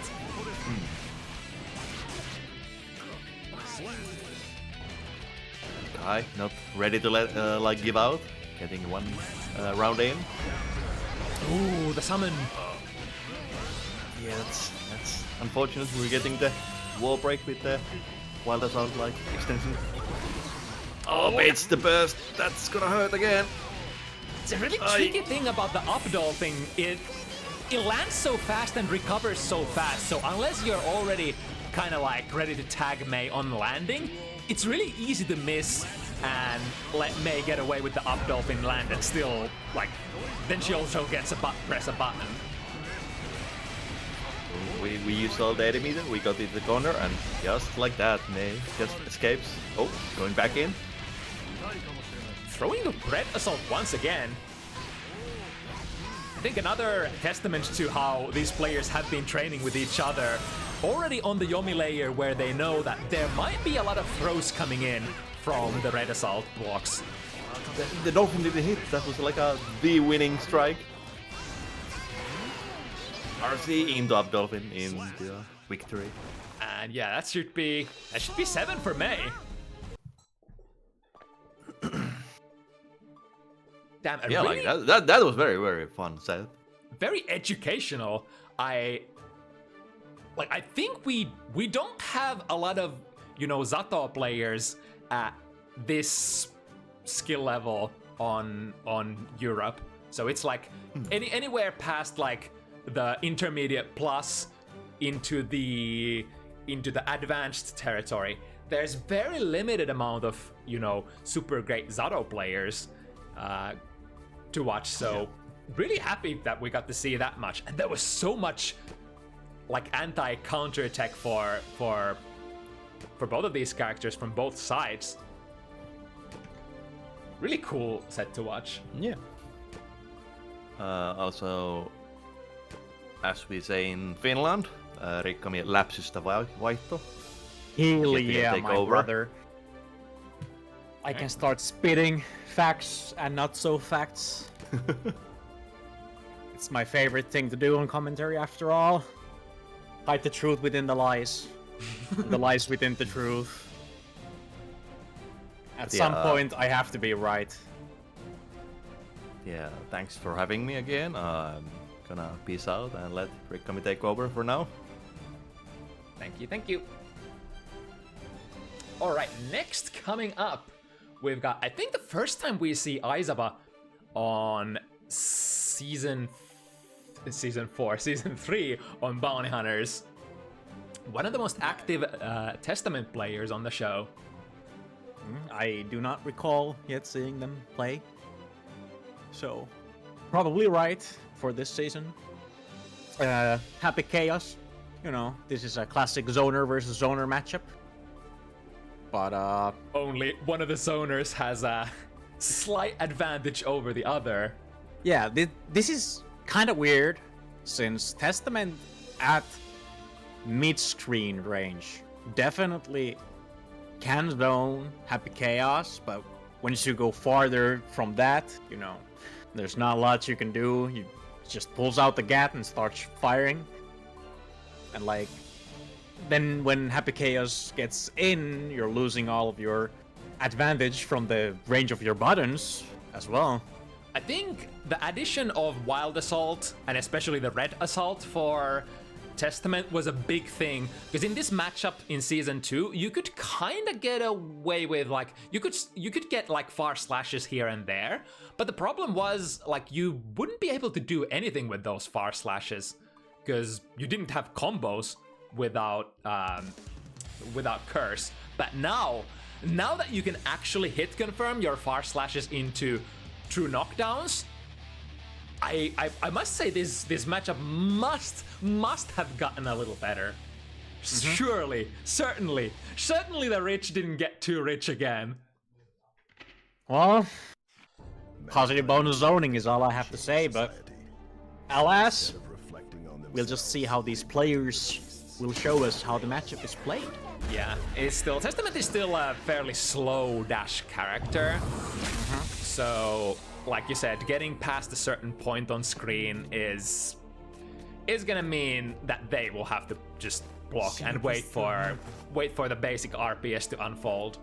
Yeah, and unlike some other characters, yes, Testament, / in the Wild Assault, while nice, they really don't get the best reward out of it compared to like Ramletal, who really abuse it really well. Testament still kind of needs that curse going. Yeah, the rewards are still majorly locked behind that extra hoop that you have to jump through. Ooh, interesting. Going for a little drive-by burst bait there with the RC. But now very low on resources. Although you will get them back. It's probably the most opportune time to put disdain on Happy Chaos whenever they run out of their immediate resources. And now, suddenly this is starting to look much better. Yep, use the burst here. I agree with this. You have to play Testament kind of as a one-shot hero in this matchup. If you have the opponent in the corner, use the burst. Keep them in there. You must not allow Happy Chaos to escape once you have pressure. Oh, unfortunate trait there. I guess in that sense, everybody in this game transforms into a one-shot character against this Yeah, menace. you really want to use those bursts to keep up the momentum for yourself. Don't give this character any space. I like the airstyle with TP, nice XP. The big hand. Now we're in the corner against Testament. This is a scary spot to be. Oh. Up hippo into RC, up hippo. Yep, another curse. This is how Testament pressure flows too far for the YRC. Where is the escape? Where is it? Nowhere to be found. Aizawa. Way better pressure than I've ever seen from Aizawa before. And that's what a matchup to, pull that stuff out. Testament pressure is something I personally have a lot of problems with because it happens so far away from me. Yeah, it is definitely a knowledge check. I would say that Testament basic pressure does cleave players who are not in the know where to challenge. It's kind of like you lose by default. But even if you do know, you still have to guess, and if you guess wrong, you take a little bit of damage and you're back in that fucked up situation. I was gonna say, will we see the positive bonus, zoning, but nah, 2S. That's hell of a button, hell of range. Oh yeah, I forgot to put the... Little room back to rematch. Alright, fixed.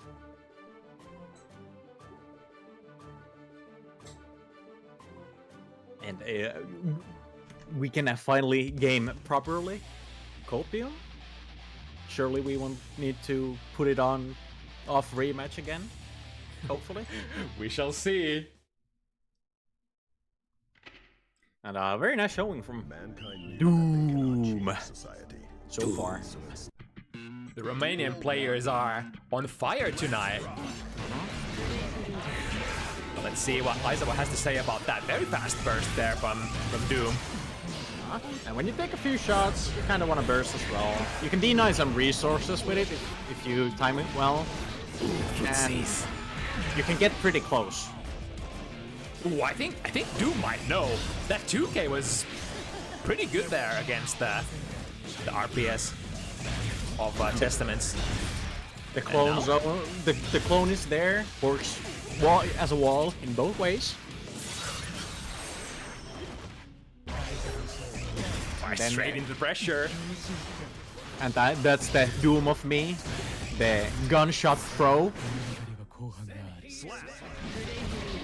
But unfortunately, a little low health here, and a single tap from Aizawa is going to secure that round. Nice, the micro walk back. Didn't go into red assault this time. Could have definitely taken the wall that way. Plus frames from all of these up fireballs. It's very hard to jump out, but you kind of need to, because when you start getting those low fireballs, they're as much of a menace as the hop ones. Yeah. And then you had to suck up the crow in the mix.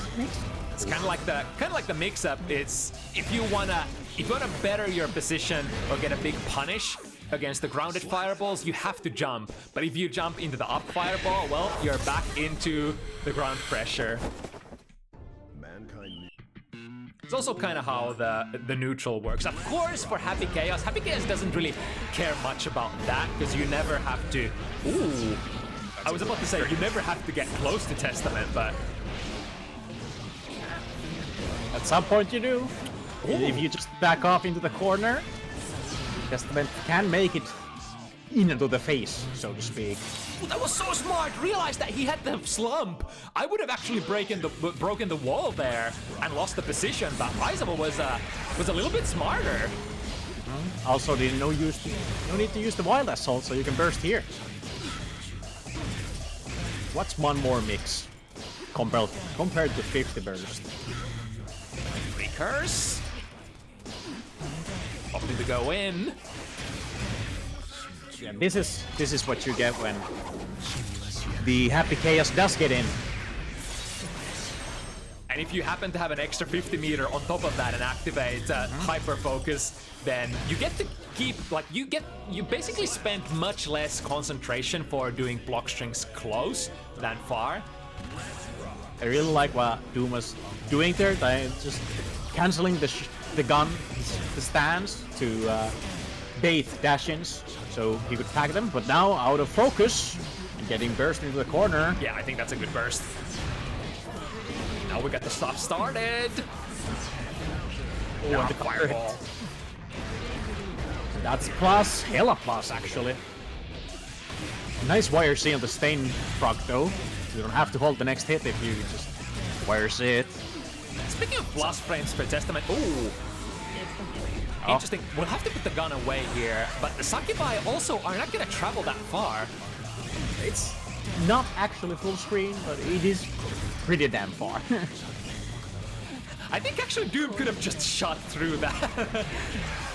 Yeah, but it still stays. And if you are not sure about the range, better not risk it. Yeah. Especially since the final hit of the Sakubai just kind of swings down. It's a big old hitbox. It's like the most classic mistake against Testament is to not quite understand the frame data or where the hitboxes manifest and when for that super. So if you don't know, well, I guess yeah, it's safe to play it a little safer. Yeah, basic OG loop into oh my god, my mix is so nice. Shout out to Ava.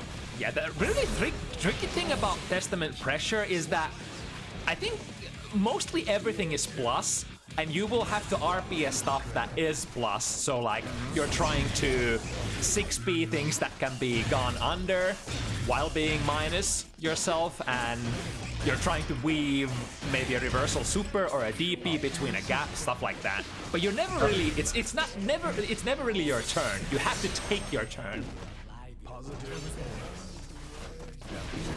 And it might make certain characters really, like, unfortunate to play against Testament pressure, depending on what kind of 6Ps and what kind of reversals you have on point.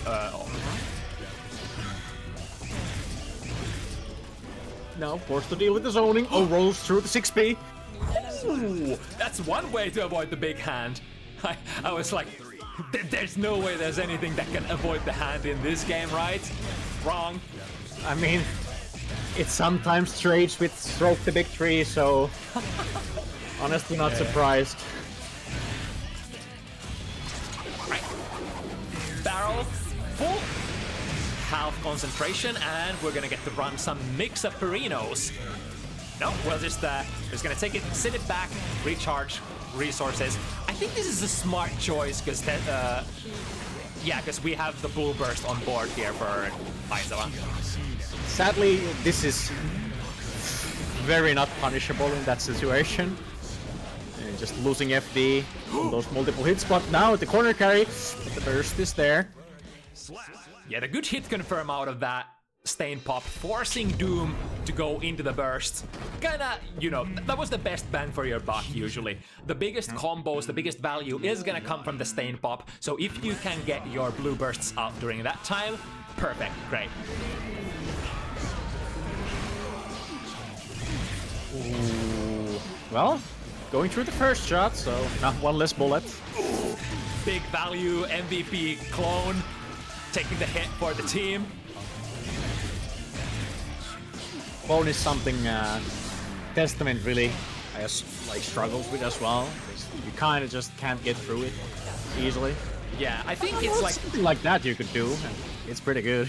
I think Grave Reaper is probably like your best bet. I've seen Aizawa already like clearing the clone with the strike portion of Grave Reaper, and then the projectile is gonna stop Happy Chaos from doing something. If you can get there and Happy Chaos isn't just shooting, it's good. Yeah. Ooh, I think that's gonna punish. Yeah. Goodness. The slowest reversal super in the game, but I think Gun was out for Doom, so not like they could have blocked anyway. Now the Stain Pop. Let's see. Yeah, Oki set up. Very nice deflect, but if Aizawa was aware about it, I think they could have adjusted to it with another button. Oh my goodness. I think that was Aizawa was meaning to go for some sort of really precise tech there with that wire save, but missed it. 6B, the corner you go. Yep, we are looping these plus frames once again. Oh, not too bad.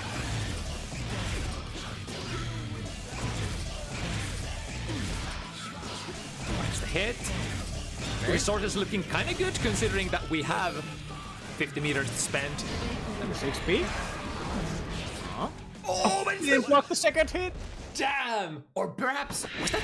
I'm not sure if that was the. It could have been chip as well. It could have been chip as well. Yeah. Yeah, it's really that can sometimes escape you, the fact that, you know, the hippos are minus on block, except when Stain. Yeah, then they're plus. Not a lot, but it's still plus, so you know. You can't immediately act out of it.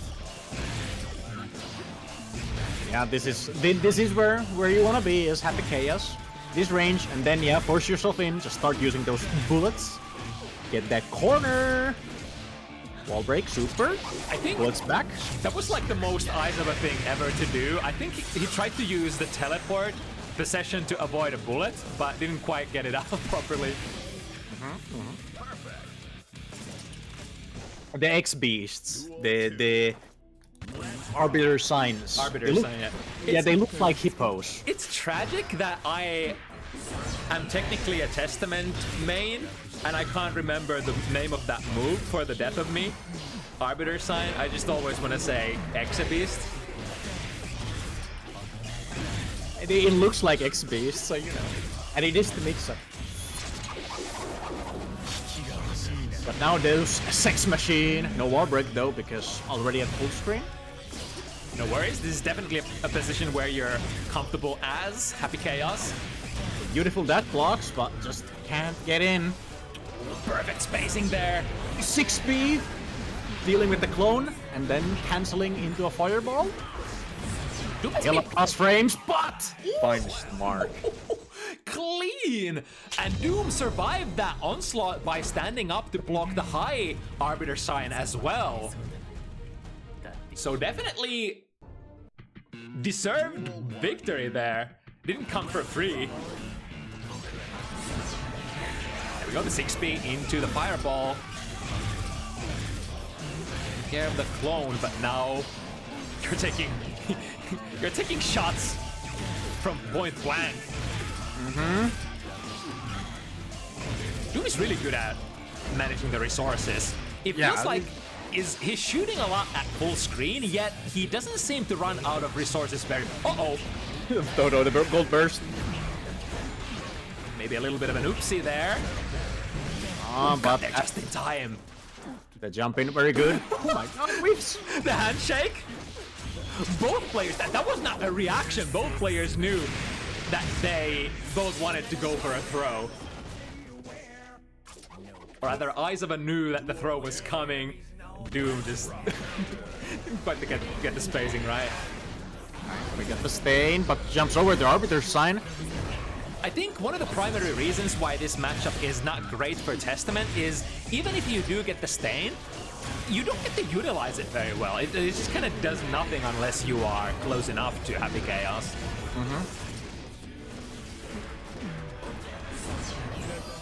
Oh, that's gonna be a big hit. Optics reset instead. I think Testament is one of the few characters still in the game who would much rather reset and get stain at all, you know, at any means necessary instead of like overtaking the wall break. So technically, unless you have 50 meter to break with Sakuba's super, then you're probably not gonna take it. Yeah, which is also kind of shame, because that just makes the Wild Assault worse, but here we have a Wild Assault close track, so the super Arbiter's big damage. And Aizawa once again taking the lead, but not by much. 4-3 versus Doom. There's a lot of opportunities, a lot of time still for all sorts of momentum swings, shenanigans, as well as downloads. Doom taking a surprisingly aggressive approach from the round start. But I feel like as a Happy Chaos player, you probably sometimes have to play your round start. Ooh! Look at the combos out of close slash. Wait. What was that? Not sure what that fumble was, but it ended up working out for Doom. Drifting. 6B already active. And now we are having the pressure time. Ooh. Why RC into the Pro Classic in this game. Ooh. Slide into the DMs, get that big damage. This should kill, because I think Destin isn't that high on the guts. Yeah. Surprised that Aizawa didn't cancel that 6 heavy swing into anything. Even though it was with Stain Pop, the heavier your attack level is, or rather the slower your button is on recovery, the less frame advantage you're gonna get. And even with 6 heavy Stain Pop, you're not gonna get a whole lot of advantage. Sakuba Super 5D in there, just sneak it in for a little bit of extra damage. Yep, and take the burst. Yes, this is why Testament breaks the wall. Sakubai Super maintains Stain. That is an excellent decision after the wall break. You use 50 meter just like Zato to just get better, okay, after wall break. Nice. The joys of Season 3, you can now actually burst Happy Chaos full screen, and Aizawa getting a lot value out of that as well. Who tried to be sneaky, tried to roll forward. Perhaps, I think the roll would have actually worked if Aizawa went for a far slash. It could have ducked under and punished perhaps, but I think the players were just on a different Yomi layer that time. Society. So instead of reflecting on themselves, Aizawa growing the gap, 5-3 now. Important match coming up. You don't want to give that 6th game, because your hands start shaking. You're just worried, you don't want to lose anymore. You stop playing to win, you start playing not to lose. Yeah, that's a good place to be. True story, happened today earlier. It feels like sometimes at that point you've already lost. Alright. Oh, the hand of Loiri, as we call it in Finland. Oh, the big trade. Walk back. It was a fairly good trade. Kind of like, that's kind of on the same category as, all right, I'm gonna ram myself into Zato to get the puppet out. I think to nullify all the Sakubai marks and Stain and get a little bit of breathing room, you'd happily trade with Testament. The Arbiter Signs. Yeah, and on Season 3, the Arbiter Signs give slightly better knockdown situation as well. From where? Only the hit, not the projectile.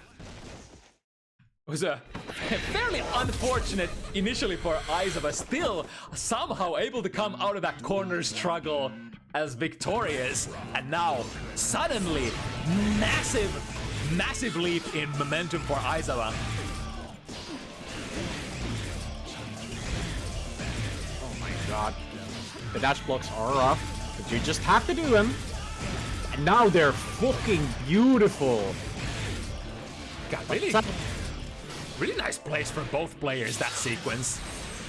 Has to go into the ADHD meds sooner rather. Oh, chooses to actually not go into it and just take the normal concentration. Now the YRC, and here we go. Whoops, all zoning, and he runs in. Yeah, that's a happy chaos round. Probably like no mistakes there other than perhaps in it like just for a moment running out of concentration. But hey, that happens. You gotta do what you gotta do. The random shots. Ah, help! Sometimes they work, sometimes they miss. Ooh, okay, not buying any of that mix-up, whatever that was. Oh, I think the dash startup got hit there. Oh, the moves, the Matrix moves!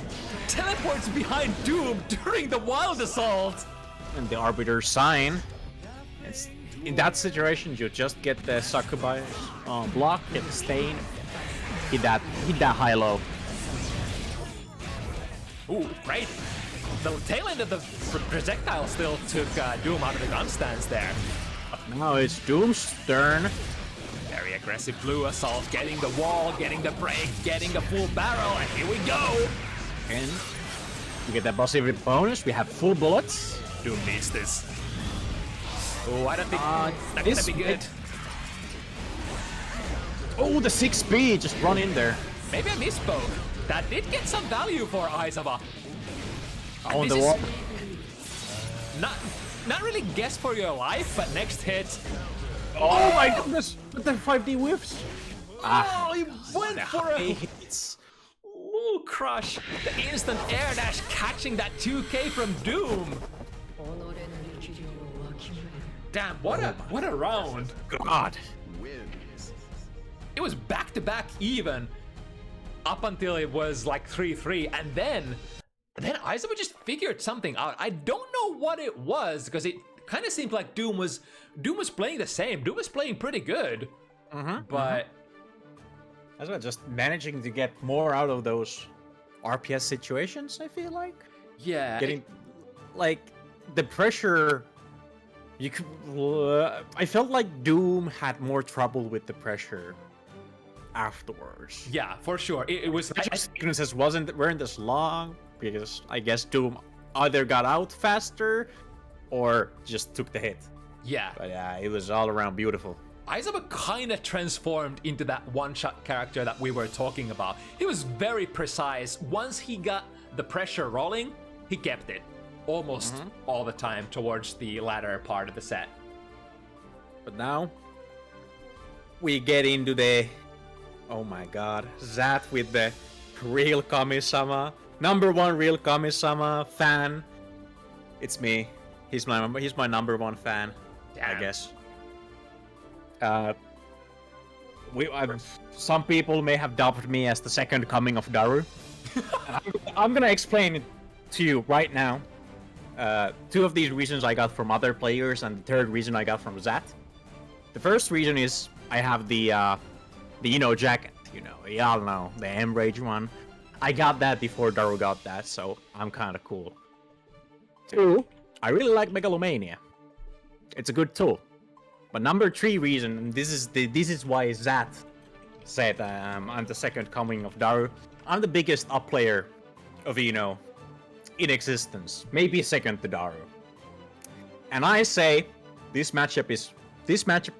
one here. Actually, you all know it. It's always been bad for in ACR, in Agler. In this this game, it's favored. Yeah, you heard me right. You got no excuse. That's something. I will take your word on it, but it does feel very weird for an OG Guilty Gear player to sort of to process it. It ain't that favored though. Unlucky. It is definitely not as bad as it was in the past. Yeah. Due to how it kind of... I'm not... It's still not an easy matchup. I'm gonna be 100%. It's not easy matchup, but I do think in the end it is Eno favored. Axel's tools in this game against Eno pressure, for example, are all around worse. Just when she gets in, and Axel 5P. Every time I said I don't mind Axel, someone in Exert or ACR Discord would just post a picture of Axel 5P, because that's the meme. Not in this game. You can actually dash block that without FD. You can just go in. You can even sometimes that they cannot change society. stuff it out with Eno. It's beautiful. But this is something that can happen in this matchup. Yeah, Melvin Wulf getting a big opportunity to get the wall break right from the get-go. Up in the combo though. Oh my god, they didn't stuff the reset the hop. And now we're in the Eno mix. Now with the note, just to bait the YRC. You didn't bite and then get the wall break. We have a 50 meter for this mix-up. JD and big damage coming in. Should kill. It does. I really like because Eno is so meter hungry, I love the opportunity to, when you have meter already, to save it and just go into the wild assault wall break instead, so that you can preserve that also precious meter for post wall break. But sometimes this is hard. You kind of need to do this, what Zad did there, and then get back into the mid range where you have chemical love as well. And then just start the pressure, yeah? High lows. Very nice blocks from Velvet Wolf and finds super. But no command grab. Just press the 5P. What you gonna do? Show me the option. Jumps over the stroke with the I can't remember these rainwater, I think. Rainwater? Yeah. Really nice read there. Stroke the big tree called out big time, but... Oh, the aerial whiffs. Now you're in the corner. Axel does have some okay-ish corner pressure in this game as well. Oh, the 5P stuffing the dive. I think the biggest problem, I guess, pressure-wise, is that you lost your 3K from the previous game, which was your playmaker for pressure. But you still have basic strike throw, I suppose. Especially since you can sort of convert any button into rainwater, which is gonna be plus, and it's gonna call out button presses and tech throw attempts. I can already tell that is really antsy, really antsy to get in, which, in my opinion, in this matchup, ain't the right answer all the time. But when you do get in, you get this. You want that big reward, right? But you can kind of chill for a while. Nice pickup from the air-to-air hit. Zat, however, forced to take the wall break without hard knockdown. Doesn't seem to care at all. I really like that H-chill. H-dive, you kind of just follow up, force your opponent to block, and then you can hop cancel. Axel doesn't really have good tools after the H-hop, even though it is punishable. I don't think Axel gets a good punish because the 5P is, it's actual 5P. But now, big wall breaks. I need to learn that combo. That was beautiful.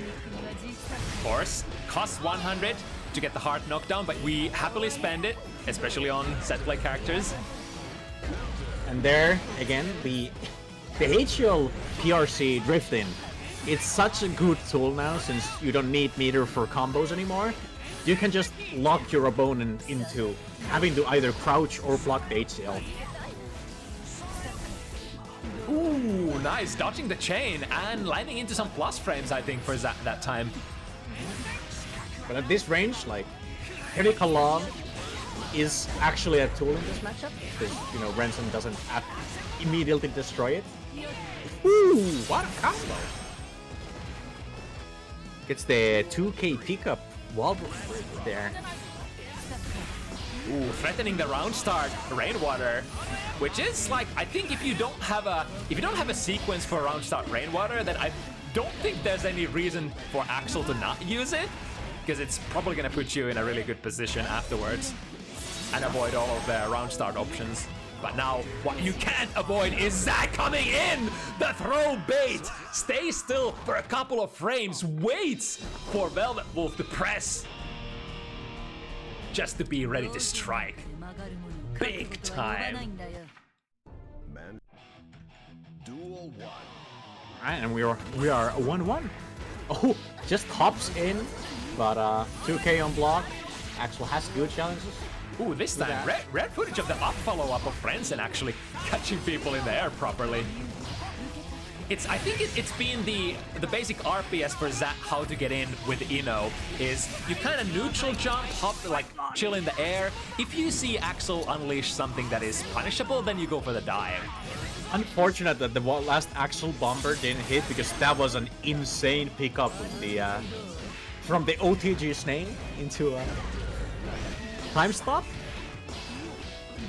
Got the Kusodeka counter, too much. Oh, nice bait here! That is also something I should have done last match, but let's set that. Sadly, my YRC baits aren't as good. This man is hella clean.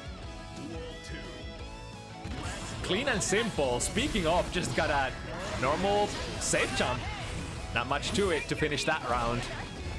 There's the HL sniper once again. When you get to that max range HL, 5P doesn't quite reach you. But Renzen is too slow to challenge it. That's actually interesting. That seems like one of the most important features that you gotta understand if you want to play this matchup.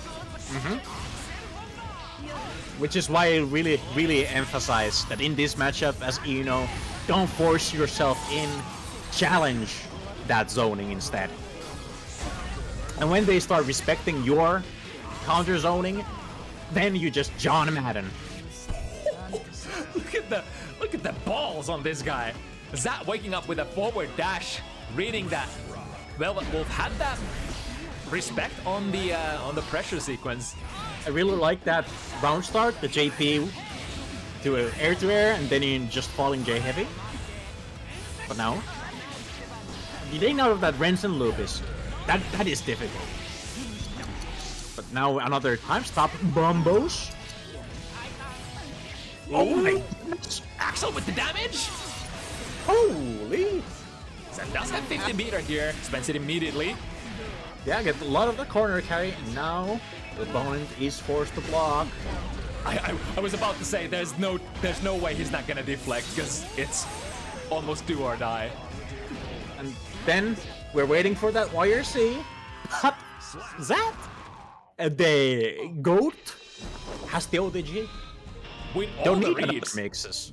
the decision-making path there for Zat wasn't simple because of how many resources Velvet Wolf had available. Like basically had 100 meter and still potentially another deflect shield if they wanted to. Precision dive once again, finds the mark, has to spend burst here to keep Zat out. Oh, but the 5P does stuff, stuff. Renzen whiffing though. Oh, nice anti-air snipe into another time stop combo. We got those damages. Oh. God. Yep, slide in. Lots of RPS in that brief moment. Zat going for a full combo instead of just taking one more reset for, just, you get that positive bonus. You want that burst back. Also, unburstable, since, you get that Wild Assault stealing the burst. Ooh, look at the spacing! Just outside of the 5P range, just as you said! Perfectly maintaining the position Zat! I'm slowly starting to become a believer of the words of wisdom that you dispensed at the start. It's not an easy matchup, but I do think, it does have slight advantage. Oh, but sometimes when you whiff your HL, that does happen. But again, Axel doesn't get that much of a reward, just a big hit and... Oh, got him. This has to be a kill, right? And that's gonna be a lot of Axel bombers. Oh, never mind. Like I said, never gonna kill. Oh, and yeah, sometimes the fight it's a good battle. I think that's like the primary threat to prevent the opponent, you know, just like neutral jumping and waiting for some sort of a whiff, is to go for a safer button like 5B or even like 6K or whatever air-to-air buttons you have to swap the opponents out of the sky. Choosing to use Wild Assault instead of the 50 meter, and now gets a big combo for that. But LS, Was that still too, one more mix-up. was that too high to get a wild assault hit? It was just barely too high. You know, combos are really weird in this patch because you really need to manage the height to get those Wild Assault Yeah. breaks. Like, I did not do any of those combos in my matches. I just preferred to get the 50 meter for the super knockdown. I was And initially then use it for the corner carry. I was initially very surprised why, like, you know, just don't take the hard knockdown at the start, but then I gotta explain that, you know, it's not so simple. Yeah, it's very spacing dependent. Like, you can do it, but it costs 100 burst. It's a weird thing, and it's something I definitely need to practice. But that, on the other hand, has been nailing those so far. But now, getting zoned, and when finally finds it where it is, it just gets strong. To empty low. And now back to this good old conundrum. Oh, what was that? Right to air throw, I think. Just reading the jump. And now we are in the mix zone, the Mixerino, the OK Zimbabwe. Do we get the... My guy, give me the Megalo, give me the Megalo. No, I guess not. Still could, still good, could. Opting to save all this meter. Counter hit. Time stop, yeah. It's time for Velvet Move to get the wall break instead. Oh, just barely not. But oh no! That's the one fun thing about Super. You need to moves slightly forward after the kick, so you can put yourself in the corner and not block it accidentally. Alright, nice catches with the 5B. Oh, caught with the rainwater. The 2S, very nice at what lot of these ranges. Mid burst. Yeah. Command grab. Oh my goodness. The wall break combos. I do like those MLA combos. They're very, very nice. Ooh, got straight into the combo. Basically betting that... Wait. I think... What happens if you super cancel that and the opponent deflected? That is a good question. That is a very good question. I wonder... believe the projectile probably stays there and you get the plus frames, but does get thrown hella far. But I'm not actually sure because it's never happened to me. Yeah, it's one of those situations that you will just have to know, or have to have laughed, or have to have experienced. We, as non-professional, or Axel players, can only speculate. Oh my god, this movement! I really like these blocks. Just now, he's staying so calm, gets so close, and just hop over the 2K, get a mix-up. Now, 100 meter, I think I would have preferred to go for, a super break, but this works. With that 100 meter really coming in clutch there as well. And now you get these beautiful combos again. Here, if you had 100 burst, example, this combo works, you get the hard knockdown with that. This is way more simpler to structure a friends against when you only have to worry about one defensive mechanic, but now has the other one available as well, but empty low. Just put on that little boot there, max range, kind of safe from being thrown or whatever. You don't have to think about the timing as much. You just throw it out there. I really like how Zat runs his offense when the opponent has lots of resources to defend against. It's the kind of... I'm not sure how to describe it. It's kind of like very bursts of small hits that kind of disallows you from using like YRCs or bursts or anything like that. If you unleash those, yeah, like sequences like this, those are kind of semi-safe against a lot of the most common defensive resources.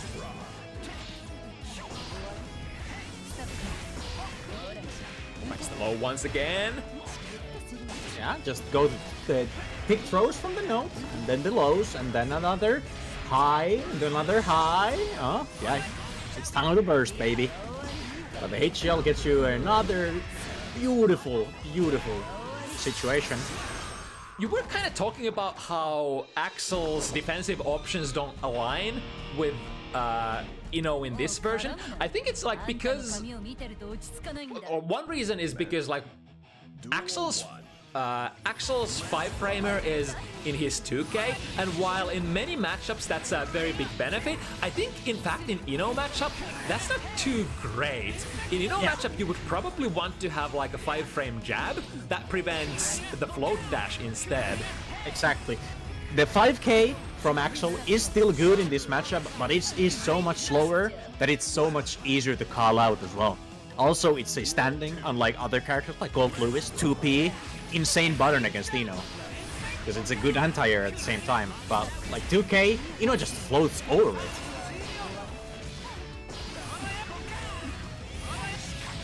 And you're kind of just using your super, which, safe jumps, the funny. Oh, got the punish initially, but missed it.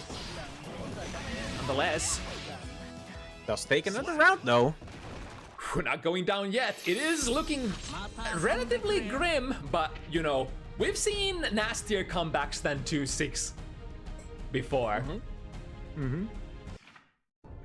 Shout out to my previous time I was on Bounty Hunters. I did that. I'm kind of goated. But, back to this match, both players using the burst. Now the node is out. This is also something I do like. If you can jump at a spacing where you don't get the Rensen just fucking you can do the nodes and just move it above the Rensen range.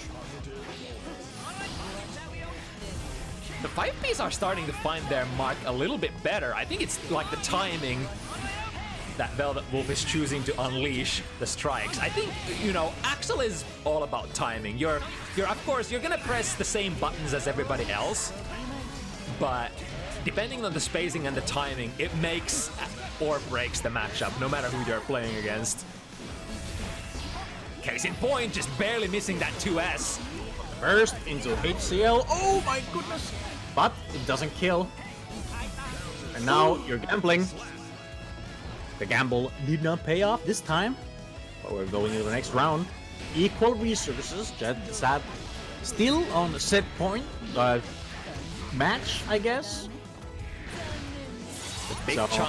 Big chunk of burst coming in from Velvet Wolf. Oh, get strong there! Choke the victory under.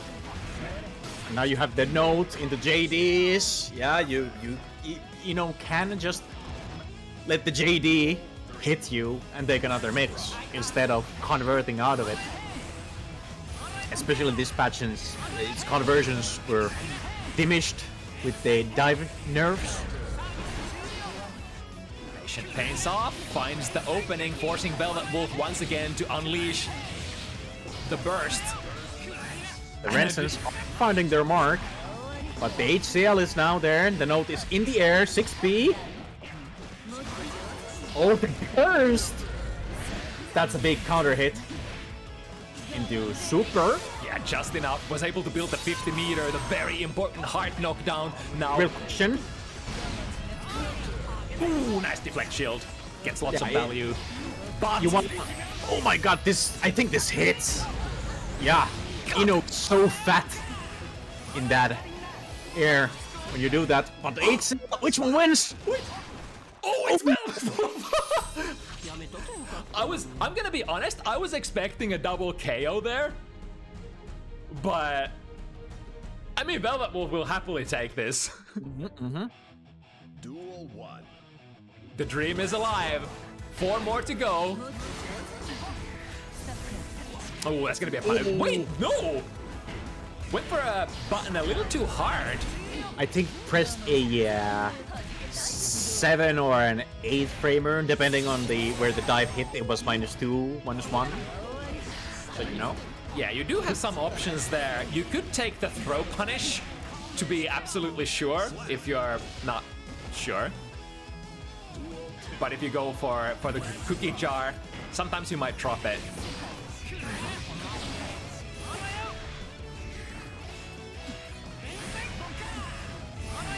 Goodness. This patience of this man now. I say that and then immediately stroke the big 3 against Vincent. Oh, and now we get this big combos again. Oh my god, look at this pick up, this switch. Too high, no! But run under the HCL, throw punish. Those stroke the big 3, those are minors in this game. And the entire trading. Set point once again. It's do or die, looking good for Velvet Wolf, taking the very early burst bait. The dive finds its mark, 2k whiffing, so no actual heavy knockdown. Yeah, now because of that burst whiff, even if Zap managed to get a hit, it was very unlikely that he's gonna get a hard knockdown. Kinda need to just play those slow 2k 2D H-stroke routes, but now you just need to get in first. Oh, and checkmate, yeah. The OTG hit into a time stop coming, yeah, that's gonna kill. Goddamn, Velvet making this very exciting. First, the bait, and then the sinker. Although we still have some ways to go. And any of these remaining games, Zap could just suddenly explode. It's hard to get out of those ranges, especially since the yes follow-up is plus. Oh, the goal first gets blocked. Now you don't have a burst against Eno, which is a very scary position to be. Yeah, Zap will happily take this. Oh, nice call to the back love! It's exactly what you gotta do if you think it's coming. Press a button, prevent them from resetting. Oh no, the tragedy! Again, Eno moving forward after the super. Now you get a the safe jump barely whiffs. And Velvet gets the hit.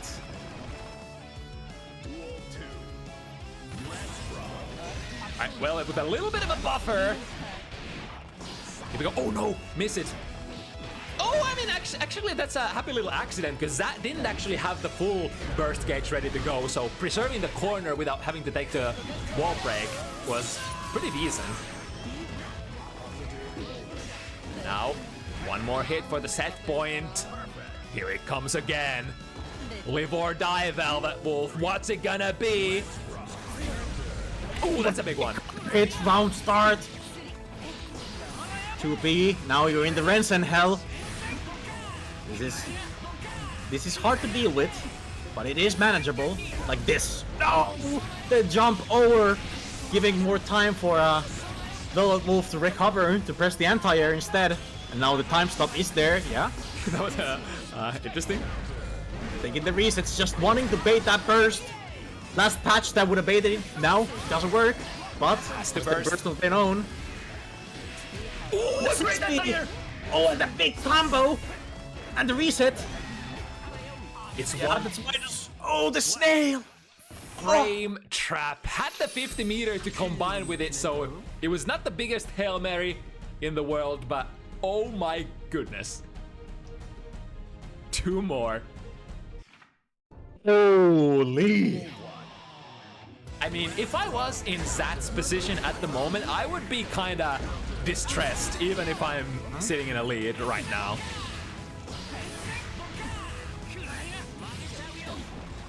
Nice side swap. Players again without burst resources. So Zat is gonna sit pretty comfortably here in this blender. This is definitely in Eno's favor when both players are missing the burst. And there we go! My boy, that's my mix-up. The true mix-up is never use this move and then bust it out on set point. Exactly. But, alas, I don't do that because I think it's a waste. But a big note definitely is a... Oh my goodness, the air-to-air... The angle, the forward dash from Zat, completely avoiding that rainwater somehow. Oh my god, this... Just moving over. You have positive bonus, so you will get your burst back. But do you want to waste it? Do you want to do another Megalomania for Papa? No, you want to block this and then jump over. Oh, missed it! Oh, what's that? Busting out the actual mix-up! The evil dash into a command crab super with 100 meter! Holy fuck!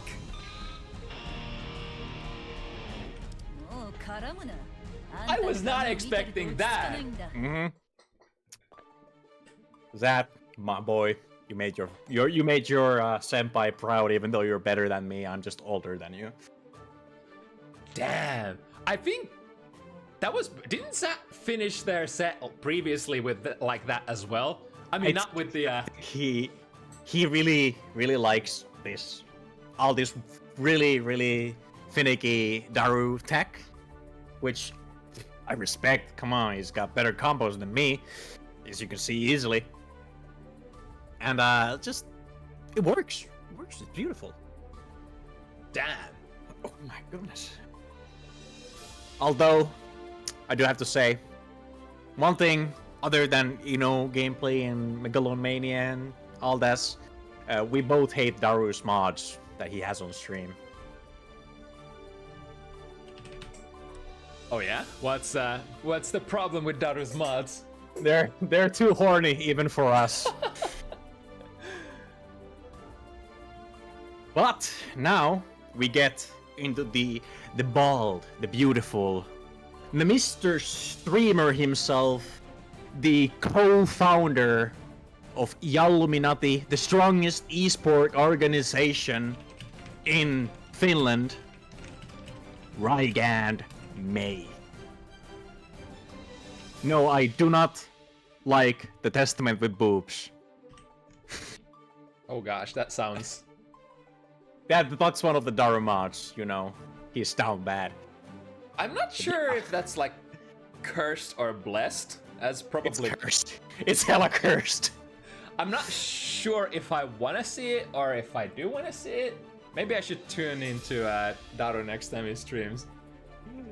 But just to get a glimpse. We got the man himself, Rygand May from Finland, the big boy of Finland.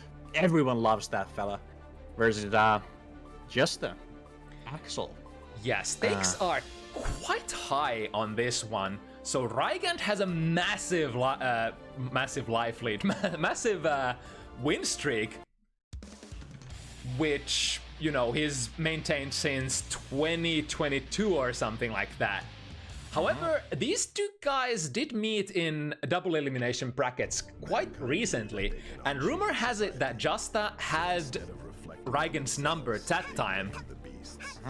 So this is a perfect... I believe Justa dropped Rygand in top 8, top 6, around top 4 area. Yeah.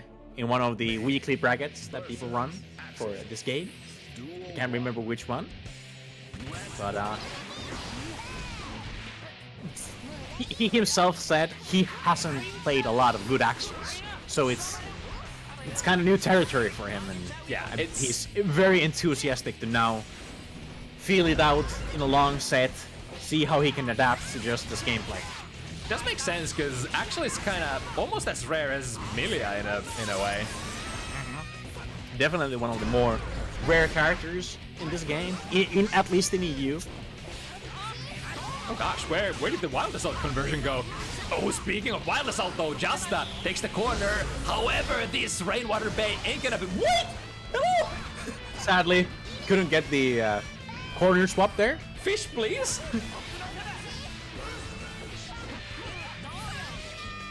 It was slightly unfortunate momentum shenanigans that I haven't seen before. Again, wait. I thought Rygand landed the hit initially, did he not?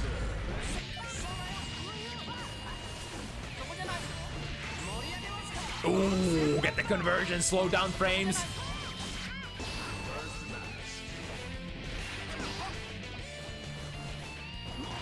Oh, the throw.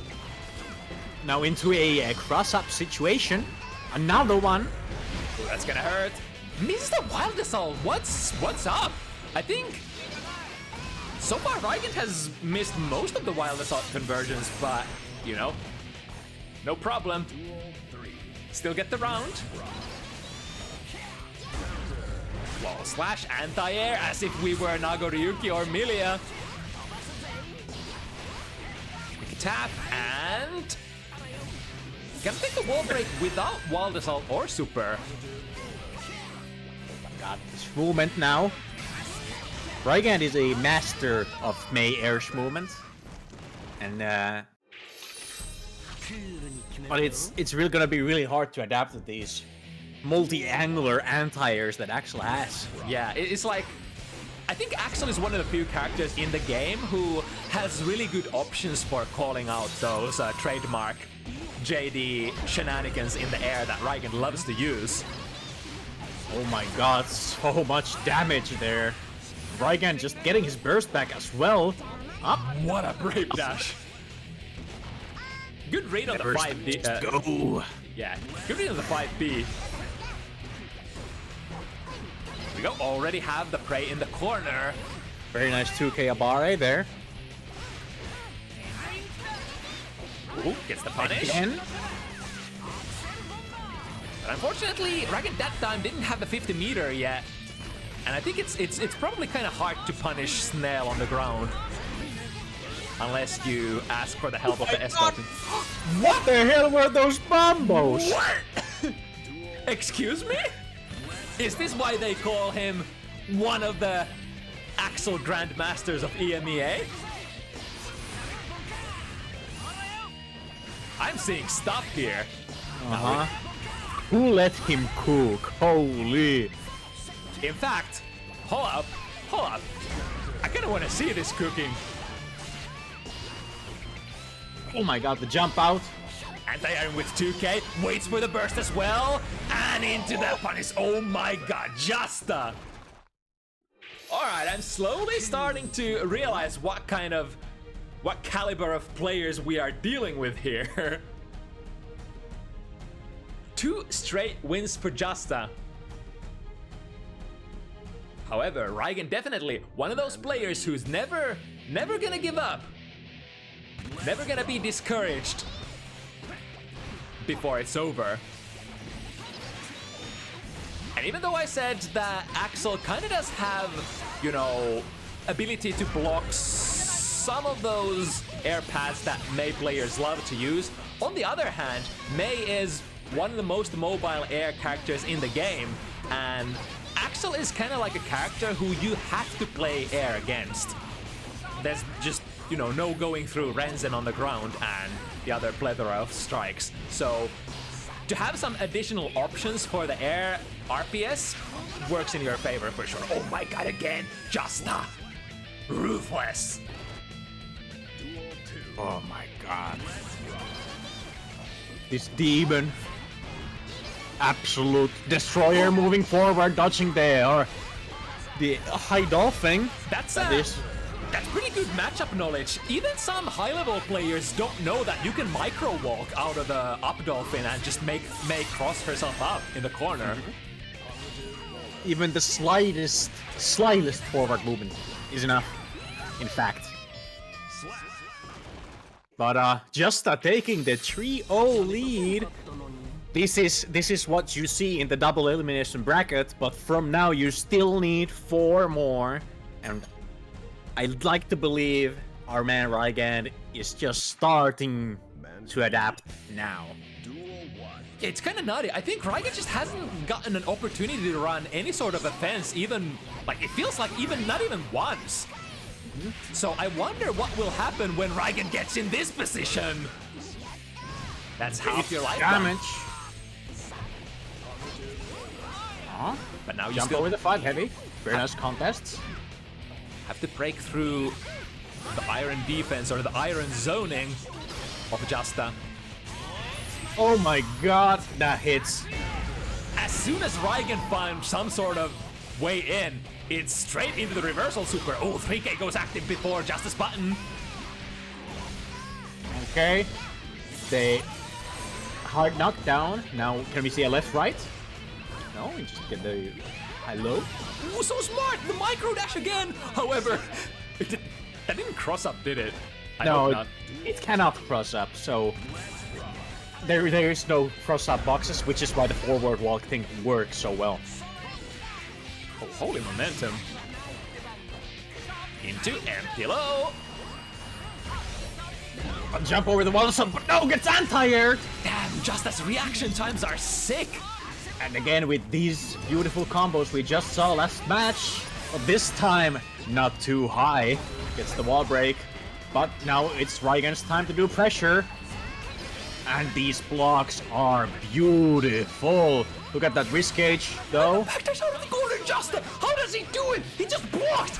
He just blocked for like 15 seconds straight and then just hops onto the corner! What is that even?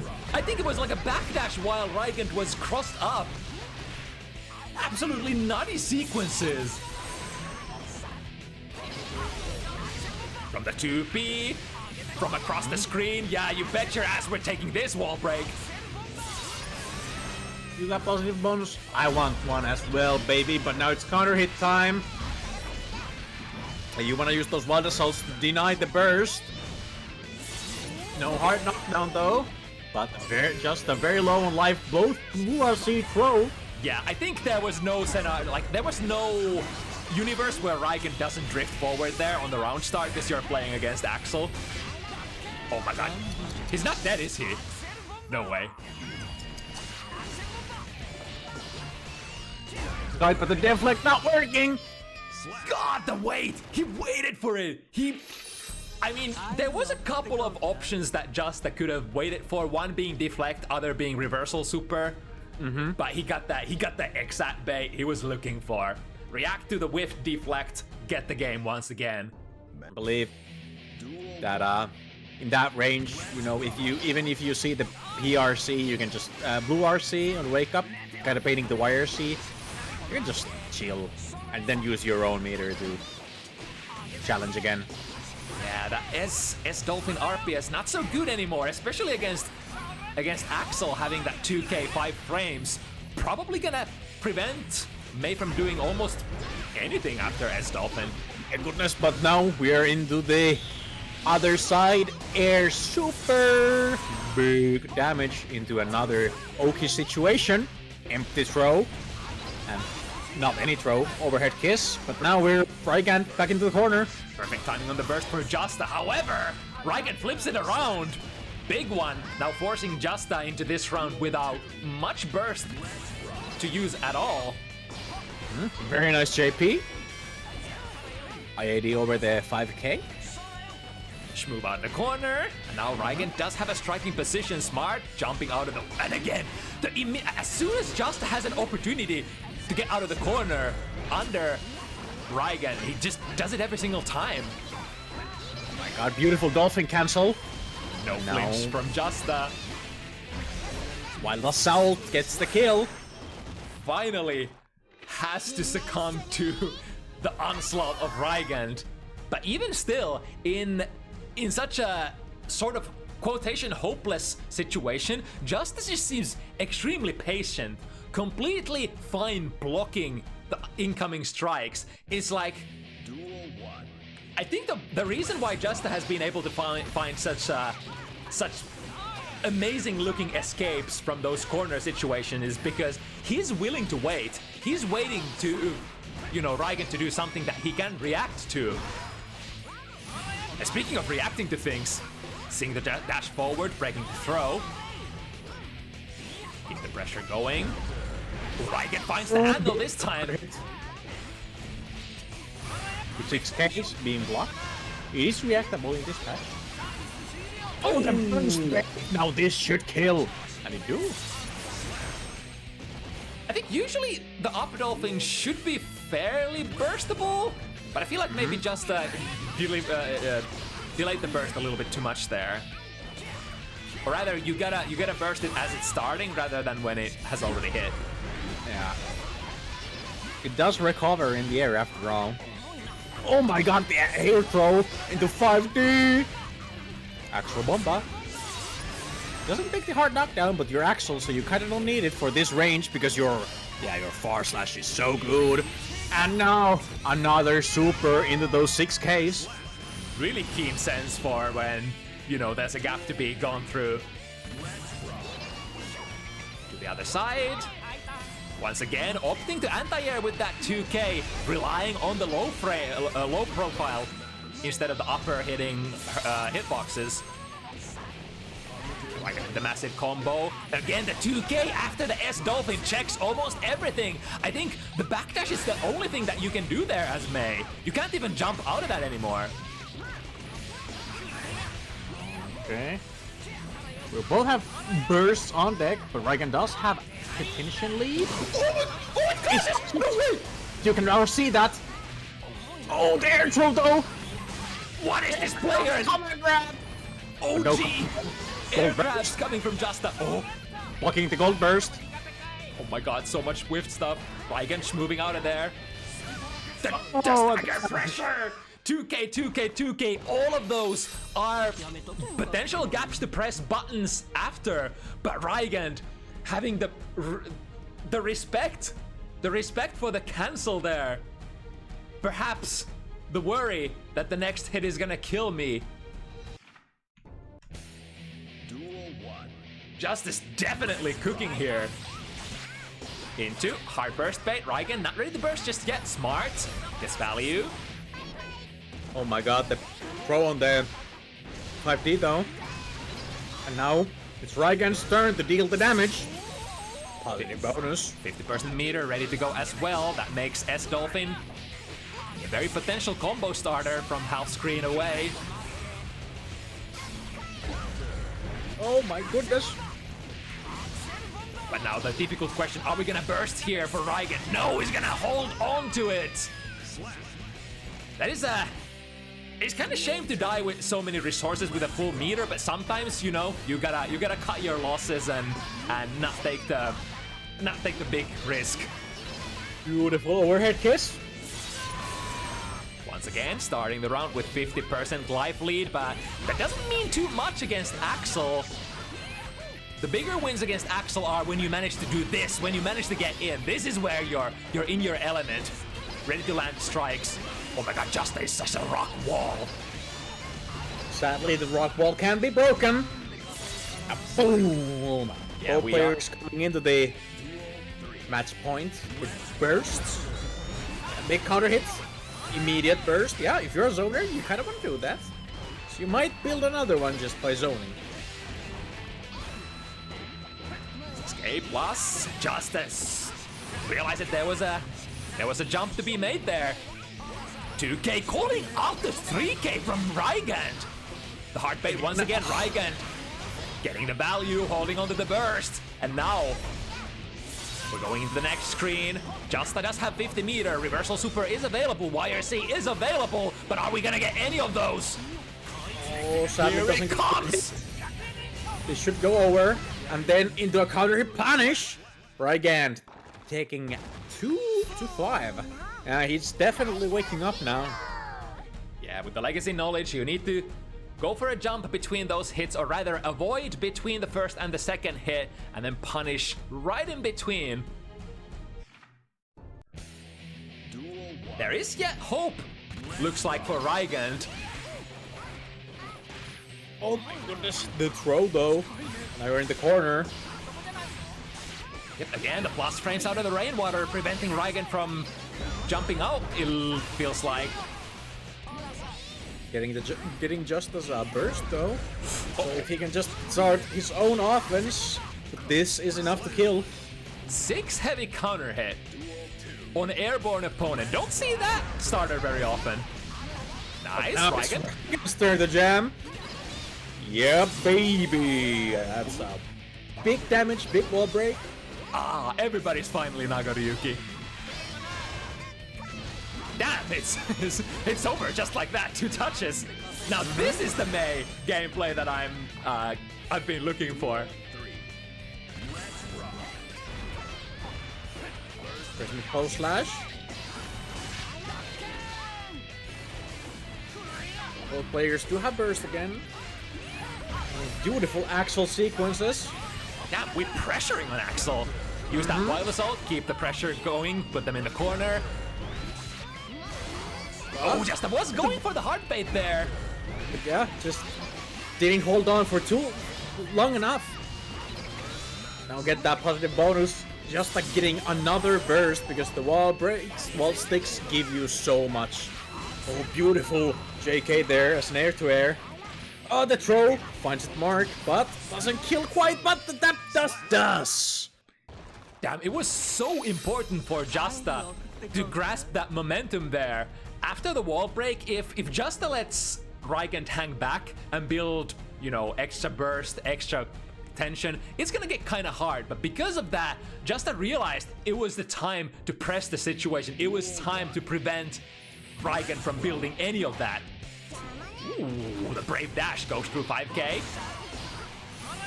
Fast button, but definitely lacks the range. Now in the 2-6 situation, Rygand is looking to survive. But how? Where do the hits come from? Comes from the S. The S is love, the S is life. And this is all of Justa's life gone down the drain. He does have quite a bit of tension here though. And again, you are playing against Axel, so you gotta break through this zoning. The time stop is over now. No need to worry about that. But the reacts to the 6k, but starts to throw. So the next one just punishes it. If there's another Rygand signature sequence other than the jump Ds, it's probably 6k into 6k and catching Justa at the end there, trying to throw, I think. Ooh, too close.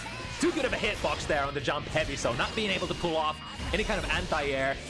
Now Rygand feels like we're slowly waking up. Oh, but the throw does whiff of the backdash. But this one won't.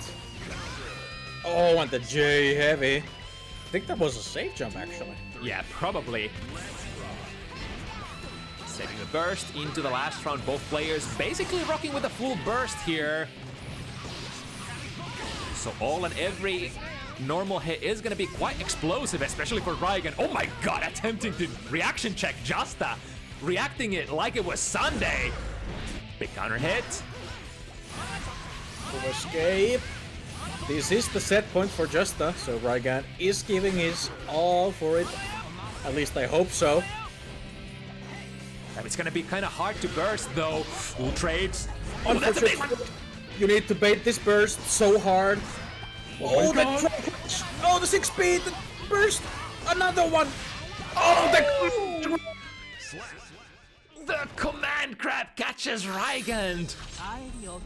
The fight for the last resources. Both players held the burst until the very end. Justa gets a last minute burst straight into a meaty command grab. Oh my goodness. Oh yeah, go with it with the sauce. It definitely is. I'm not gonna even say that's the most patient Axel play I've ever seen. I'm gonna say that's one of the most patient Guilty Gear Strive play I've ever seen, period. I'm not gonna lie, it seems like Justa has played this matchup so much.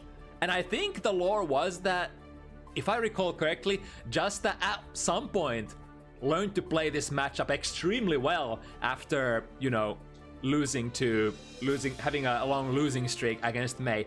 And my god, it really does show here.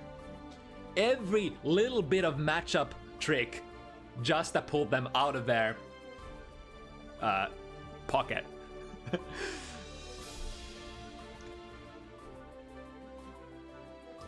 At the same time, being able to see high-level Axel play like this is such a rare treat. I do wonder. I think a lot of players have been saying that Season 3 did do Axel, or rather, didn't do Axel dirty at all. It's, you know, Axel being one of those characters who got actually a lot of value out of the Wild Assault changes, now being able to hit confirm long range pokes, kind of like Testament is able to hit confirm pokes that they weren't able to in the past. So Axel looking kind of spicy for Season 3. Yeah, and Axel does, like, can use it for pressure extensions as well, which, you know, was one of the weak points of the character, not having that strong of a pressure because you are the go-to zoner. But now you do have a little bit more of that. Yeah, definitely gonna be keeping my eye on Justa from now on. And just like that, Rygand's 11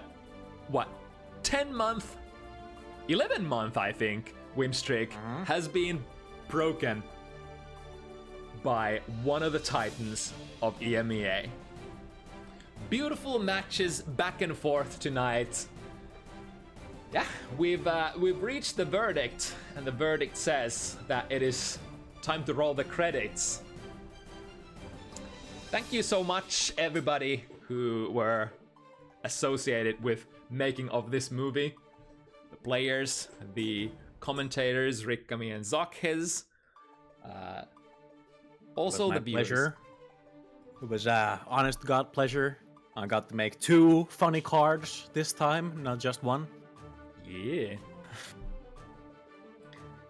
And you know the deal. If you want to play next week, every single Sunday, 5 p.m. CEST, we're rocking it.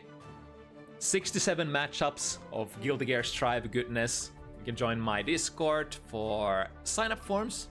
We'll find a matchup of your relative skill level. Let's see if there's any Guilty Gear action going on in Twitch.tv at the moment. It is Sunday. It's Sunday night, so let's have some fun. There is Wayward Wings, which I think a couple of our previous players tonight were advertising, so we could hop over there for EMEA GGST channel. All right, It's a 2v2 team tournament. Hog. yeah, a little different than usual.